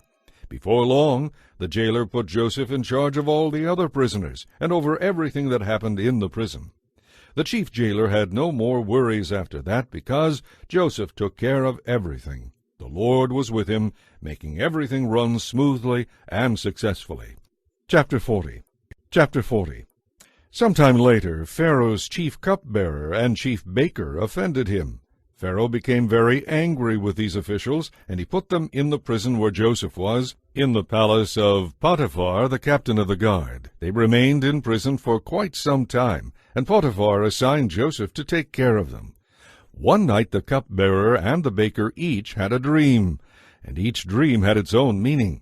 The next morning Joseph noticed the dejected look on their faces. "Why do you look so worried today?" he asked, and they replied, "We both had dreams last night, but there's no one here to tell us what they mean." "Interpreting dreams is God's business," Joseph replied. "Tell me what you saw." The cupbearer told his dream first. "In my dream," he said, "I saw a vine in front of me. It had 3 branches that began to bud and blossom, and soon there were clusters of ripe grapes. I was holding Pharaoh's wine cup in my hand, so I took the grapes and squeezed the juice into it. Then I placed the cup in Pharaoh's hand." "I know what the dream means," Joseph said. "The 3 branches mean 3 days. Within 3 days, Pharaoh will take you out of prison and return you to your position as his chief cupbearer. And please have some pity on me when you are back in his favor. Mention me to Pharaoh and ask him to let me out of here. For I was kidnapped from my homeland, the land of the Hebrews, and now I'm here in jail. But I did nothing to deserve it." When the chief baker saw that the first dream had such a good meaning, he told his dream to Joseph too. "In my dream," he said, "there were 3 baskets of pastries on my head. In the top basket were all kinds of bakery goods for Pharaoh, but the birds came and ate them." "I'll tell you what it means," Joseph told him. "The 3 baskets mean 3 days. 3 days from now, Pharaoh will cut off your head and impale your body on a pole. Then birds will come and peck away at your flesh." Pharaoh's birthday came 3 days later, and he gave a banquet for all his officials and household staff. He sent for his chief cupbearer and chief baker, and they were brought to him from the prison. He then restored the chief cupbearer to his former position, but he sentenced the chief baker to be impaled on a pole, just as Joseph had predicted. Pharaoh's cupbearer, however, promptly forgot all about Joseph, never giving him another thought. Chapter 41. 2 years later, Pharaoh dreamed that he was standing on the bank of the Nile River. In his dream, 7 fat, healthy-looking cows suddenly came up out of the river and began grazing along its bank. Then 7 other cows came up from the river, but these were very ugly and gaunt. These cows went over and stood beside the fat cows. Then the thin, ugly cows ate the fat ones. At this point in the dream, Pharaoh woke up. Soon he fell asleep again and had a second dream. This time he saw 7 heads of grain on one stalk, with every kernel well formed and plump. Then suddenly 7 more heads appeared on the stalk, but these were shriveled and withered by the east wind, and these thin heads swallowed up the 7 plump, well-formed heads. Then Pharaoh woke up again and realized it was a dream. The next morning, as he thought about it, Pharaoh became very concerned as to what the dreams might mean. So he called for all the magicians and wise men of Egypt and told them about his dreams. But not one of them could suggest what they meant. Then the king's cupbearer spoke up. "Today I have been reminded of my failure," he said. "Some time ago you were angry with the chief baker and me, and you imprisoned us in the palace of the captain of the guard. One night the chief baker and I each had a dream, and each dream had a meaning. We told the dreams to a young Hebrew man who was a servant of the captain of the guard. He told us what each of our dreams meant, and everything happened just as he said it would. I was restored to my position as cupbearer, and the chief baker was executed and impaled on a pole." Pharaoh sent for Joseph at once, and he was brought hastily from the dungeon. After a quick shave and change of clothes, he went in and stood in Pharaoh's presence. "I had a dream last night," Pharaoh told him, "and none of these men can tell me what it means. But I have heard that you can interpret dreams, and that is why I have called for you." "It is beyond my power to do this," Joseph replied. "But God will tell you what it means and will set you at ease." So Pharaoh told him the dream. "I was standing on the bank of the Nile River. Suddenly, 7 fat, healthy-looking cows came up out of the river and began grazing along its bank. But then 7 other cows came up from the river. They were very thin and gaunt. In fact, I've never seen such ugly animals in all the land of Egypt. These thin, ugly cows ate up the 7 fat ones that had come out of the river first. But afterward they were still as ugly and gaunt as before. Then I woke up. A little later, I had another dream. This time there were 7 heads of grain on one stalk, and all 7 heads were plump and full. Then out of the same stalk came 7 withered heads, shriveled by the east wind, and the withered heads swallowed up the plump ones. I told these dreams to my magicians, but not one of them could tell me what they mean." "Both dreams mean the same thing," Joseph told Pharaoh. "God was telling you what he is about to do. The 7 fat cows and the 7 plump heads of grain both represent 7 years of prosperity. The 7 thin, ugly cows and the 7 withered heads of grain represent 7 years of famine. This will happen just as I have described it, for God has shown you what he is about to do. The next 7 years will be a period of great prosperity throughout the land of Egypt. But afterward there will be 7 years of famine so great that all the prosperity will be forgotten and wiped out. Famine will destroy the land.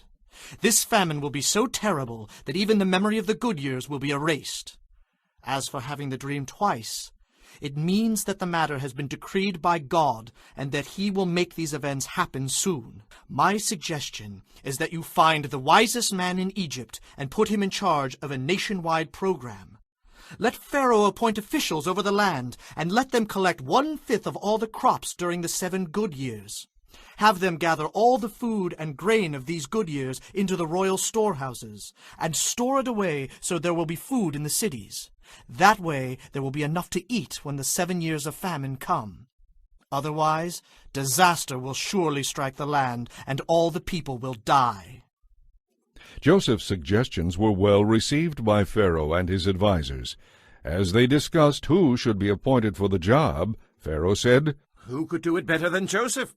For he's a man who is obviously filled with the Spirit of God." Turning to Joseph, Pharaoh said, "Since God has revealed the meaning of the dreams to you, you are the wisest man in the land. I hereby appoint you to direct this project. You will manage my household and organize all my people. Only I will have a rank higher than yours." And Pharaoh said to Joseph, "I hereby put you in charge of the entire land of Egypt." Then Pharaoh placed his own signet ring on Joseph's finger as a symbol of his authority. He dressed him in beautiful clothing and placed the royal gold chain about his neck. Pharaoh also gave Joseph the chariot of his second-in-command, and wherever he went the command was shouted, "Kneel down!" So Joseph was put in charge of all Egypt. And Pharaoh said to Joseph, "I am the king, but no one will move a hand or a foot in the entire land of Egypt without your approval." Pharaoh renamed him Zaphanath-Paneah, and gave him a wife, a young woman named Asenath, the daughter of Potipherah, priest of Heliopolis. So Joseph took charge of the entire land of Egypt. He was 30 years old when he entered the service of Pharaoh, the king of Egypt. And when Joseph left Pharaoh's presence, he made a tour of inspection throughout the land. And sure enough, for the next 7 years there were bumper crops everywhere. During those years Joseph took a portion of all the crops grown in Egypt and stored them for the government in nearby cities. After 7 years the granaries were filled to overflowing. There was so much grain, like sand on the seashore, that the people could not keep track of the amount. During this time, before the arrival of the first of the famine years, 2 sons were born to Joseph and his wife, Asenath, the daughter of Potipherah, priest of Heliopolis. Joseph named his older son Manasseh, for he said, "God has made me forget all my troubles and the family of my father." Joseph named his second son Ephraim, for he said, "God has made me fruitful in this land of my suffering." At last the 7 years of plenty came to an end. Then the 7 years of famine began, just as Joseph had predicted. There were crop failures in all the surrounding countries too, but in Egypt there was plenty of grain in the storehouses. Throughout the land of Egypt the people began to starve. They pleaded with Pharaoh for food, and he told them, "Go to Joseph and do whatever he tells you." So, with severe famine everywhere in the land, Joseph opened up the storehouses and sold grain to the Egyptians. And people from surrounding lands also came to Egypt to buy grain from Joseph, because the famine was severe throughout the world. Chapter 42. When Jacob heard that there was grain available in Egypt, he said to his sons, "Why are you standing around looking at one another? I've heard there's grain in Egypt. Go down and buy some for us before we all starve to death." So Joseph's 10 older brothers went down to Egypt to buy grain. Jacob wouldn't let Joseph's younger brother Benjamin go with them, however, for fear some harm might come to him. So Jacob's sons arrived in Egypt along with others to buy food, for the famine had reached Canaan as well. Since Joseph was governor of all Egypt and in charge of the sale of the grain, it was to him that his brothers came. They bowed low before him with their faces to the ground. Joseph recognized them instantly, but he pretended to be a stranger. "Where are you from?" he demanded roughly. "From the land of Canaan," they replied. "We've come to buy grain." Joseph's brothers didn't recognize him, but Joseph recognized them, and he remembered the dreams he had had many years before. He said to them, "You are spies. You have come to see how vulnerable our land has become." "No, my lord," they exclaimed. "We've come to buy food. We are all brothers and honest men, sir. We are not spies." "Yes, you are," he insisted. "You have come to discover how vulnerable the famine has made us." "Sir," they said, "there are 12 of us brothers, and our father is in the land of Canaan. Our youngest brother is there with our father, and one of our brothers is no longer with us." But Joseph insisted, "As I said, you are spies. This is how I will test your story. I swear by the life of Pharaoh that you will not leave Egypt unless your youngest brother comes here. One of you go and get your brother. I'll keep the rest of you here bound in prison. Then we'll find out whether or not your story is true. If it turns out that you don't have a younger brother, then I'll know you are spies." So he put them all in prison for 3 days. On the third day Joseph said to them, I am a God-fearing man. If you do as I say, you will live. We'll see how honorable you really are. Only one of you will remain in the prison. The rest of you may go on home with grain for your families. But bring your youngest brother back to me. In this way, I will know whether or not you are telling me the truth. If you are, I will spare you. To this they agreed. Speaking among themselves, they said, This has all happened because of what we did to Joseph long ago. We saw his terror and anguish and heard his pleadings, but we wouldn't listen. That's why this trouble has come upon us. Didn't I tell you not to do it? Reuben asked. But you wouldn't listen, and now we are going to die because we murdered him. Of course, they didn't know that Joseph understood them as he was standing there, for he had been speaking to them through an interpreter. Now he left the room and found a place where he could weep. Returning, he talked some more with them. He then chose Simeon from among them and had him tied up right before their eyes. Joseph then ordered his servants to fill the men's sacks with grain, but he also gave secret instructions to return each brother's payment at the top of his sack. He also gave them provisions for their journey. So they loaded up their donkeys with the grain and started for home. But when they stopped for the night, and one of them opened his sack to get some grain to feed the donkeys, he found his money in the sack.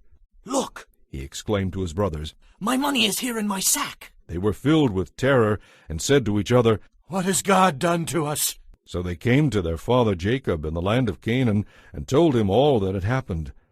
The man who is ruler over the land spoke very roughly to us, they told him. He took us for spies. But we said, We're honest men, not spies.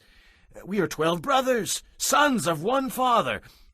One brother has disappeared, and the youngest is with our father in the land of Canaan. Then the man, the ruler of the land, told us, This is the way I will find out if you are honest men. Leave one of your brothers here with me, and take grain for your families, and go on home. But bring your youngest brother back to me. Then I will know that you are honest men and not spies.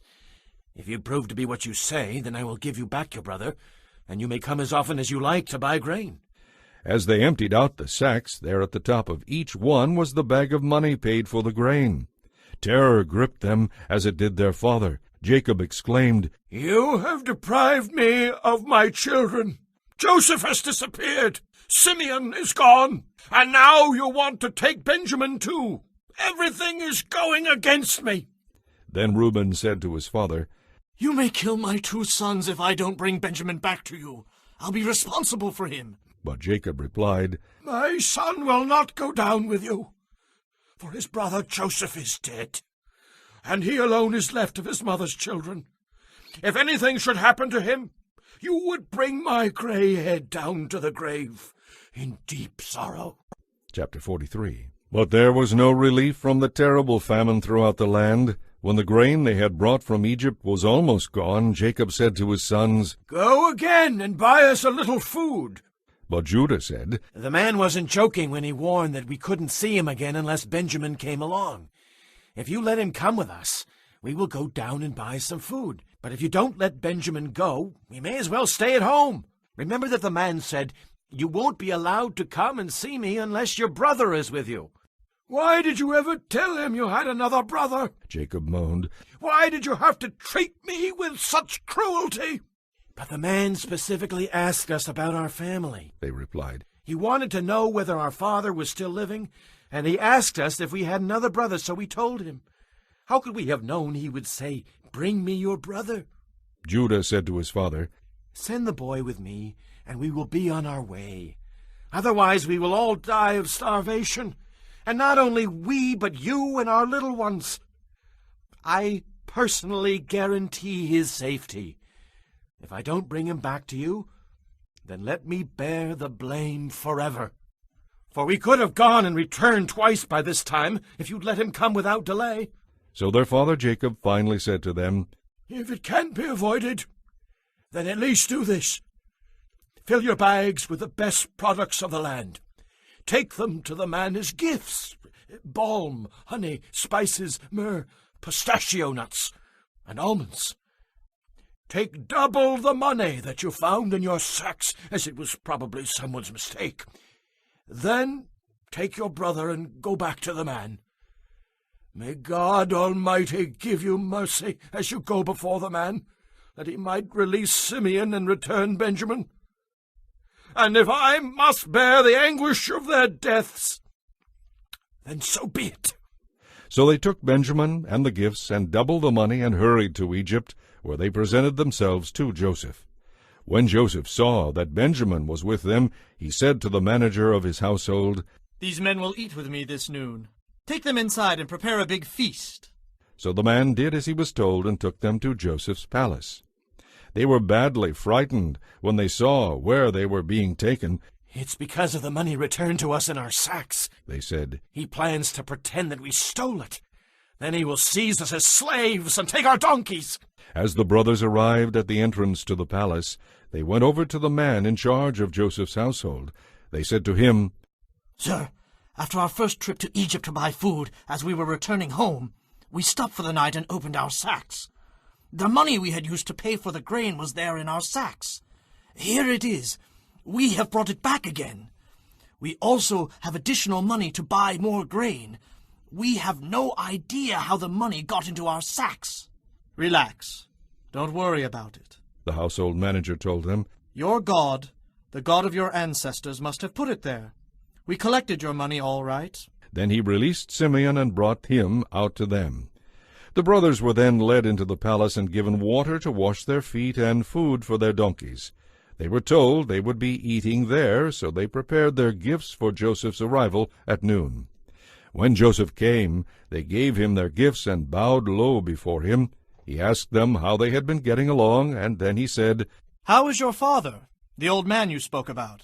Is he still alive?" "Yes," they replied. "He's alive and well." Then they bowed again before him.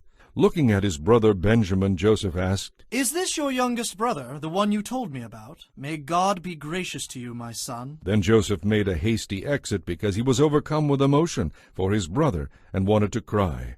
Going into his private room, he wept there. Then he washed his face and came out, keeping himself under control. "Bring on the food," he ordered. Joseph ate by himself, and his brothers were served at a separate table. The Egyptians sat at their own table because Egyptians despise Hebrews and refuse to eat with them. Joseph told each of his brothers where to sit, and to their amazement he seated them in the order of their ages, from oldest to youngest. Their food was served to them from Joseph's own table. He gave the largest serving to Benjamin, 5 times as much as to any of the others. So they all feasted and drank freely with him. Chapter 44. When his brothers were ready to leave, Joseph gave these instructions to the man in charge of his household. "Fill each of their sacks with as much grain as they can carry, and put each man's money back into his sack. Then put my personal silver cup at the top of the youngest brother's sack, along with his grain money." So the household manager did as he was told. The brothers were up at dawn and set out on their journey with their loaded donkeys. But when they were barely out of the city, Joseph said to his household manager, "Chase after them and stop them. Ask them, 'Why have you repaid an act of kindness with such evil? What do you mean by stealing my master's personal silver drinking cup, which he uses to predict the future? What a wicked thing you have done!" So the man caught up with them and spoke to them in the way he had been instructed. "What are you talking about?" The brothers responded, "What kind of people do you think we are, that you accuse us of such a terrible thing? Didn't we bring back the money we found in our sacks? Why would we steal silver or gold from your master's house? If you find his cup with any one of us, let that one die, and all the rest of us will be your master's slaves forever." "Fair enough," the man replied. "except that only the one who stole it will be a slave. The rest of you may go free." They quickly took their sacks from the backs of their donkeys and opened them. Joseph's servant began searching the oldest brother's sack, going on down the line to the youngest. The cup was found in Benjamin's sack. At this they tore their clothing in despair, loaded the donkeys again, and returned to the city. Joseph was still at home when Judah and his brothers arrived, and they fell to the ground before him. "What were you trying to do?" Joseph demanded. "Didn't you know that a man such as I would know who stole it?" And Judah said, "Oh, my lord, what can we say to you? How can we plead? How can we prove our innocence? God is punishing us for our sins. My lord, We have all returned to be your slaves. We and our brother, who had your cup in his sack. No, Joseph said. only the man who stole the cup will be my slave. The rest of you may go home to your father. Then Judah stepped forward and said, My lord, let me say just this one word to you. Be patient with me for a moment, for I know you could have killed me in an instant, as though you were Pharaoh himself. You asked us, my lord, if we had a father or a brother. We said, yes, we have a father, an old man, and a child of his old age, his youngest son. His brother is dead, and he alone is left of his mother's children, and his father loves him very much. And you said to us, bring him here so I can see him. But we said to you, my lord, the boy cannot leave his father, for his father would die. But you told us, you may not see me again unless your youngest brother is with you. So we returned to our father and told him what you had said, and when he said, go back again and buy us a little food, we replied, we can't, unless you let our youngest brother go with us. We won't be allowed to see the man in charge of the grain unless our youngest brother is with us. Then my father said to us, you know that my wife had 2 sons, and that one of them went away and never returned, doubtless torn to pieces by some wild animal. I have never seen him since. If you take away his brother from me too, and any harm comes to him, you would bring my gray head down to the grave in deep sorrow. And now, my lord, I cannot go back to my father without the boy. Our father's life is bound up in the boy's life. When he sees that the boy is not with us, our father will die. We will be responsible for bringing his gray head down to the grave in sorrow. My lord, I made a pledge to my father that I would take care of the boy. I told him, if I don't bring him back to you, I will bear the blame forever. Please, my lord, let me stay here as a slave instead of the boy, and let the boy return with his brothers. For how can I return to my father if the boy is not with me? I cannot bear to see what this would do to him. Chapter 45. Joseph could stand it no longer. Out, all of you! He cried out to his attendants. He wanted to be alone with his brothers when he told them who he was. Then he broke down and wept aloud. His sobs could be heard throughout the palace, and the news was quickly carried to Pharaoh's palace. I am Joseph, he said to his brothers. Is my father still alive? But his brothers were speechless. They were stunned to realize that Joseph was standing there in front of them. Come over here, he said. So they came closer, and he said again, I am Joseph, your brother whom you sold into Egypt. But don't be angry with yourselves that you did this to me, for God did it. He sent me here ahead of you to preserve your lives. These 2 years of famine will grow to 7, during which there will be neither plowing nor harvest. God has sent me here to keep you and your families alive, so that you will become a great nation. Yes, it was God who sent me here, not you. And he has made me a counselor to Pharaoh, manager of his entire household, and ruler over all Egypt. Hurry, return to my father and tell him, this is what your son Joseph says. God has made me master over all the land of Egypt. Come down to me right away. You will live in the land of Goshen, so you can be near me with all your children and grandchildren, your flocks and herds, and all that you have. I will take care of you there, for there are still 5 years of famine ahead of us. Otherwise, you and your household will come to utter poverty. Then Joseph said, You can see for yourselves, and so can my brother Benjamin, that I really am Joseph. Tell my father how I am honored here in Egypt. Tell him about everything you have seen, and bring him to me quickly. Weeping with joy, he embraced Benjamin, and Benjamin also began to weep. Then Joseph kissed each of his brothers and wept over them, and then they began talking freely with him. The news soon reached Pharaoh. Joseph's brothers have come. Pharaoh was very happy to hear this, and so were his officials. Pharaoh said to Joseph, Tell your brothers to load their pack animals and return quickly to their homes in Canaan. Tell them to bring your father and all of their families and to come here to Egypt to live. Tell them Pharaoh will assign to you the very best territory in the land of Egypt. You will live off the fat of the land. And tell your brothers to take wagons from Egypt to carry their wives and little ones and to bring your father here. Don't worry about your belongings, for the best of all the land of Egypt is yours." So the sons of Jacob did as they were told. Joseph gave them wagons, as Pharaoh had commanded, and he supplied them with provisions for the journey. He gave each of them new clothes, but to Benjamin he gave 5 changes of clothes and 300 pieces of silver. He sent his father 10 donkeys loaded with the good things of Egypt, and 10 donkeys loaded with grain and all kinds of other food to be eaten on his journey. So he sent his brothers off, and as they left, he called after them, "Don't quarrel along the way." And they left Egypt and returned to their father Jacob in the land of Canaan. "Joseph is still alive," they told him. "and he's ruler over all the land of Egypt." Jacob was stunned at the news. He couldn't believe it. But when they had given him Joseph's messages, and when he saw the wagons loaded with the food sent by Joseph, his spirit revived. Then Jacob said, "It must be true. My son Joseph is alive. I will go and see him before I die." Chapter 46. So Jacob set out for Egypt with all his possessions, and when he came to Beersheba, he offered sacrifices to the God of his father Isaac. During the night, God spoke to him in a vision. "Jacob, Jacob," he called. "Here I am," Jacob replied. "I am God," the voice said, "the God of your father. Do not be afraid to go down to Egypt, for I will see to it that you become a great nation there. I will go with you down to Egypt, and I will bring your descendants back again, but you will die in Egypt with Joseph at your side." So Jacob left Beersheba, and his sons brought him to Egypt.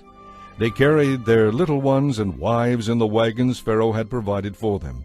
They brought their livestock, too, and all the belongings they had acquired in the land of Canaan.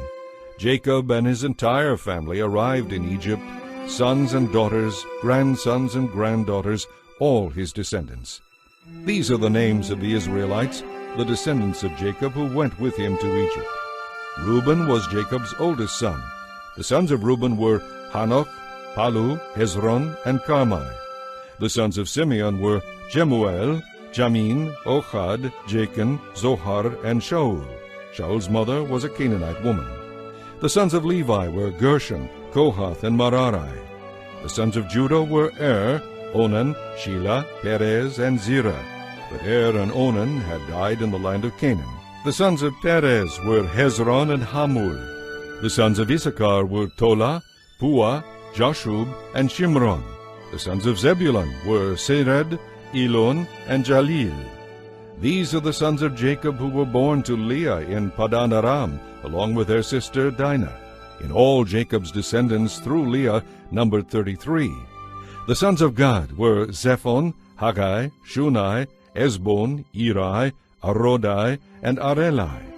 The sons of Asher were Imnah, Ishva, Ishvai, and Beriah. Their sister was named Serah. Beriah's sons were Heber and Malkiel. These 16 were descendants of Jacob through Zilpah, the servant given to Leah by her father Laban.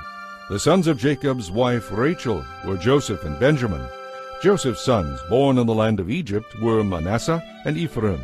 Their mother was Asenath, daughter of Potipherah, priest of Heliopolis. Benjamin's sons were Bela, Becher, Ashbel, Gera, Naaman, Ichai, Rosh, Mupim, Hupim, and Ard. These 14 were the descendants of Jacob and his wife Rachel.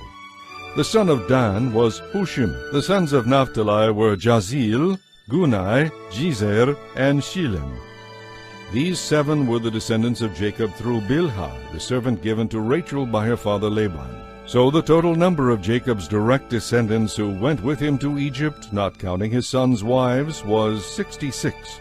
Joseph also had 2 sons who had been born in Egypt. So altogether, there were 70 members of Jacob's family in the land of Egypt. Jacob sent Judah on ahead to meet Joseph and get directions to the land of Goshen. And when they all arrived there, Joseph prepared his chariot and traveled to Goshen to meet his father. As soon as Joseph arrived, he embraced his father and wept on his shoulder for a long time. Then Jacob said to Joseph, "Now let me die, For I have seen you with my own eyes, and know you are still alive. And Joseph said to his brothers and to all their households, I'll go and tell Pharaoh that you have all come from the land of Canaan to join me. And I will tell him, These men are shepherds and livestock breeders. They have brought with them their flocks and herds and everything they own. So when Pharaoh calls for you and asks you about your occupation, tell him, We have been livestock breeders from our youth, as our ancestors have been for many generations. When you tell him this, he will let you live here in the land of Goshen, for shepherds are despised in the land of Egypt. Chapter 47. So Joseph went to see Pharaoh and said, My father and my brothers are here from Canaan. They came with all their flocks and herds and possessions, and they are now in the land of Goshen. Joseph took 5 of his brothers with him and presented them to Pharaoh. Pharaoh asked them, What is your occupation? And they replied, We are shepherds like our ancestors. We have come to live here in Egypt, for there is no pasture for our flocks in Canaan. The famine is very severe there. We request permission to live in the land of Goshen. And Pharaoh said to Joseph, Now that your family has joined you here, choose any place you like for them to live. Give them the best land of Egypt. The land of Goshen will be fine. And if any of them have special skills, put them in charge of my livestock too. Then Joseph brought his father Jacob and presented him to Pharaoh, and Jacob blessed Pharaoh. How old are you? Pharaoh asked him. Jacob replied, I have lived for 130 hard years, but I am still not nearly as old as many of my ancestors. Then Jacob blessed Pharaoh again before he left. So Joseph assigned the best land of Egypt, the land of Ramses, to his father and brothers, just as Pharaoh had commanded. And Joseph furnished food to his father and brothers in amounts appropriate to the number of their dependents. Meanwhile the famine became worse, and the crops continued to fail throughout Egypt and Canaan. Joseph collected all the money in Egypt and Canaan in exchange for grain, and he brought the money to Pharaoh's treasure house. When the people of Egypt and Canaan ran out of money, they came to Joseph, crying again for food. Our money's gone, They said. but give us bread. Why should we die? Well then, Joseph replied, since your money is gone, give me your livestock. I will give you food in exchange. So they gave their livestock to Joseph in exchange for food. Soon all the horses, flocks, herds, and donkeys of Egypt were in Pharaoh's possession. But at least they were able to purchase food for that year. The next year they came again and said, Our money is gone, and our livestock are yours. We have nothing left but our bodies and land. Why should we die before your very eyes? Buy us and our land in exchange for food. We will then become servants to Pharaoh. Just give us grain so that our lives may be saved, and so the land will not become empty and desolate. So Joseph bought all the land of Egypt for Pharaoh. All the Egyptians sold him their fields, because the famine was so severe, and their land then belonged to Pharaoh. Thus all the people of Egypt became servants to Pharaoh. The only land he didn't buy was that belonging to the priests, for they were assigned food from Pharaoh and didn't need to sell their land. Then Joseph said to the people, See, I have bought you and your land for Pharaoh. I will provide you with seed so you can plant the fields. Then when you harvest it, 1/5 of your crop will belong to Pharaoh. Keep 4/5 for yourselves, and use it to plant the next year's crop and to feed yourselves, your households, and your little ones. You have saved our lives, they exclaimed. May it please you, sir, to let us be Pharaoh's servants. Joseph then made it a law throughout the land of Egypt, and it is still the law, that Pharaoh should receive 1/5 of all the crops grown on his land. But since Pharaoh had not taken over the priests' land, they were exempt from this payment. So the people of Israel settled in the land of Goshen in Egypt, and before long they began to prosper there, and their population grew rapidly. Jacob lived for 17 years after his arrival in Egypt, so he was 147 years old when he died. As the time of his death drew near, he called for his son Joseph and said to him, If you are pleased with me, swear most solemnly that you will honor this, my last request. Do not bury me in Egypt. When I am dead, take me out of Egypt and bury me beside my ancestors. So Joseph promised that he would. Swear that you will do it, Jacob insisted.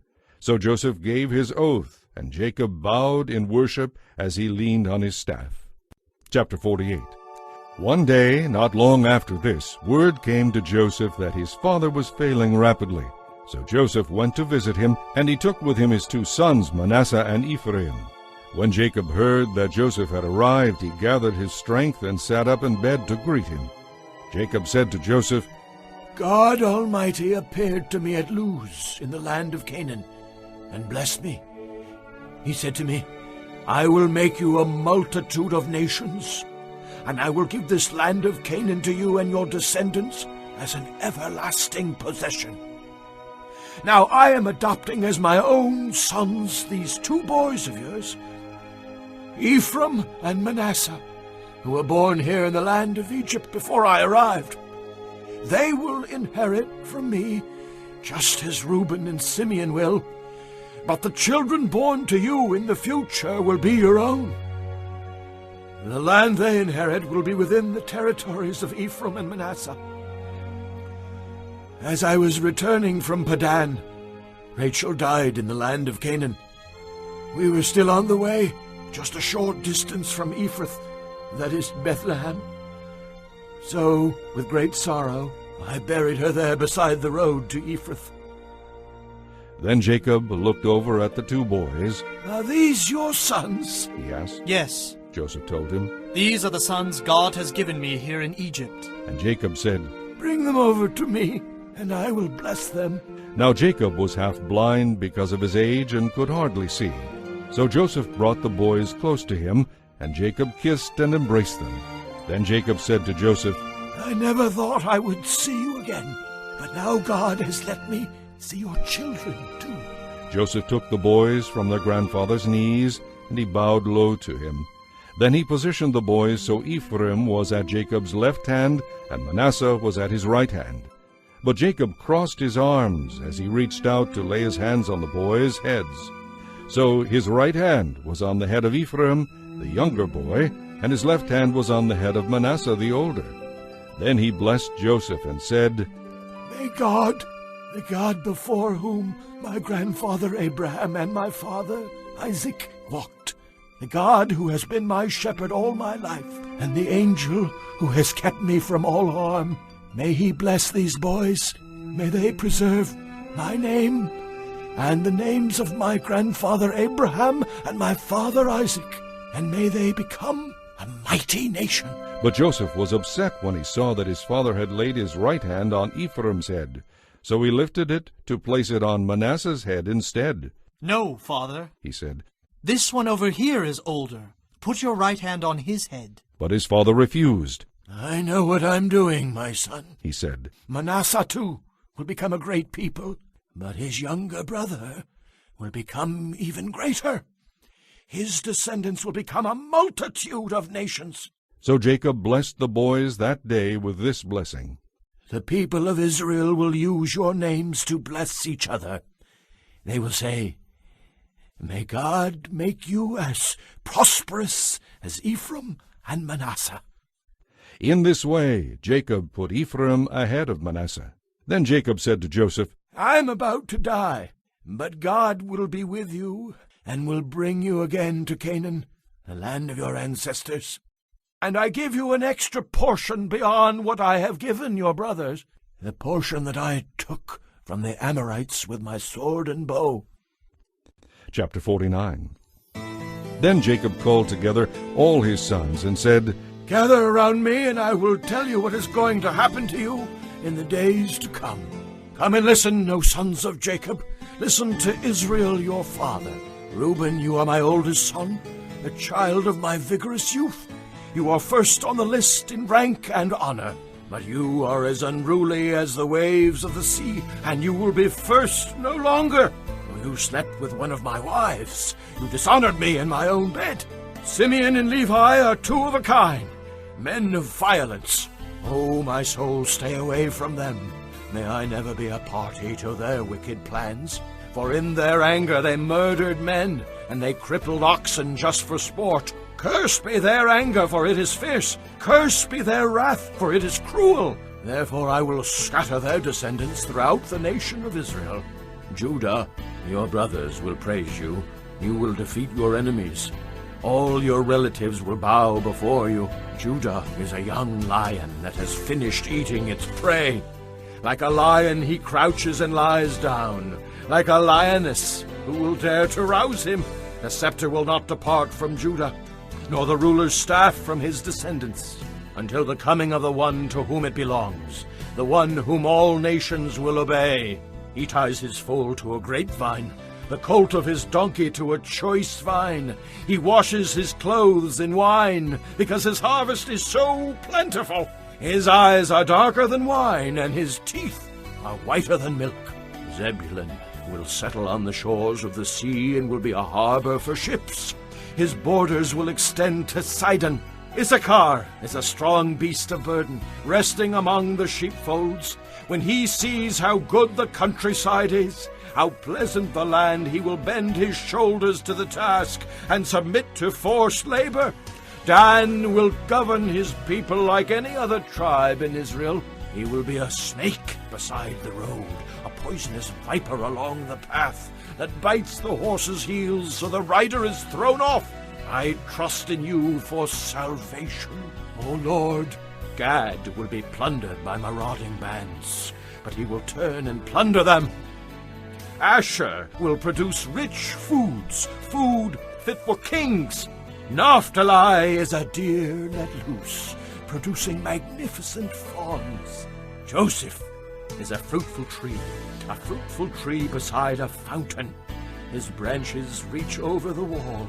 He has been attacked by archers who shot at him and harassed him, but his bow remained strong, and his arms were strengthened by the mighty one of Jacob, the shepherd, the rock of Israel. May the God of your ancestors help you. May the Almighty bless you with the blessings of the heavens above, blessings of the earth beneath, and blessings of the breasts and womb. May the blessings of your ancestors be greater than the blessings of the eternal mountains, reaching to the utmost bounds of the everlasting hills. These blessings will fall on the head of Joseph, who is a prince among his brothers. Benjamin is a wolf that prowls.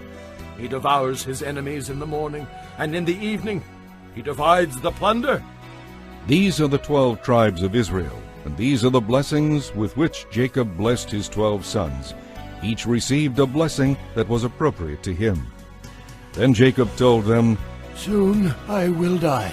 Bury me with my father and grandfather in the cave in Ephraim's field.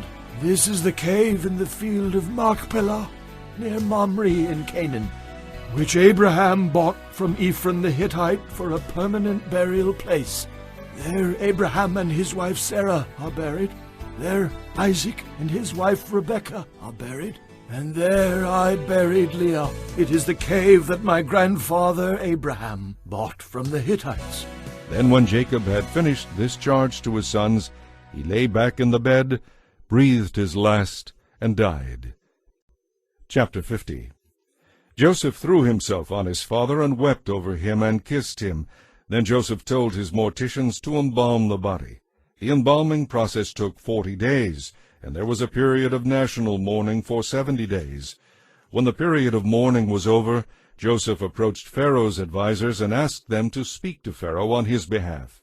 He told them, Tell Pharaoh that my father made me swear an oath. He said to me, I am about to die. Take my body back to the land of Canaan, and bury me in our family's burial cave. Now I need to go and bury my father. After his burial is complete, I will return without delay. Pharaoh agreed to Joseph's request. Go and bury your father, as you promised. So Joseph went with a great number of Pharaoh's counselors and advisers, all the senior officers of Egypt. Joseph also took his brothers and the entire household of Jacob, but they left their little children and flocks and herds in the land of Goshen. So a great number of chariots, cavalry, and people accompanied Joseph. When they arrived at the threshing floor of Atad near the Jordan River, they held a very great and solemn funeral with a 7-day period of mourning for Joseph's father.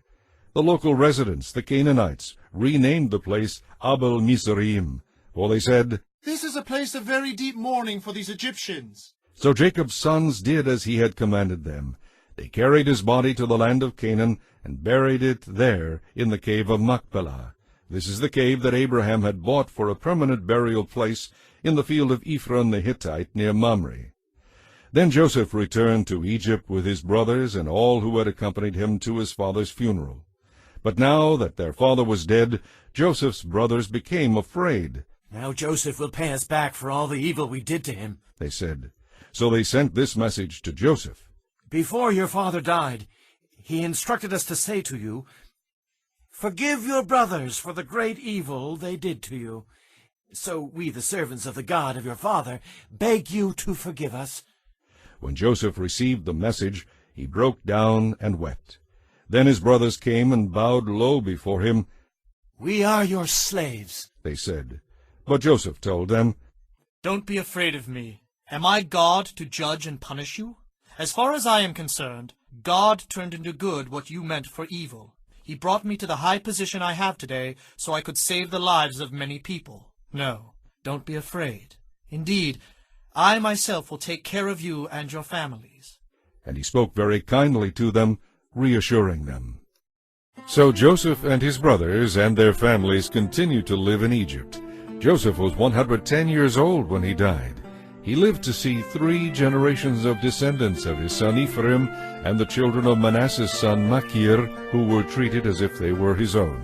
"Soon I will die," Joseph told his brothers, "but God will surely come for you, to lead you out of this land of Egypt. He will bring you back to the land he vowed to give to the descendants of Abraham, Isaac, and Jacob." Then Joseph made the sons of Israel swear an oath, and he said, "When God comes to lead us back to Canaan, you must take my body back with you." So Joseph died at the age of 110. They embalmed him, and his body was placed in a coffin in Egypt.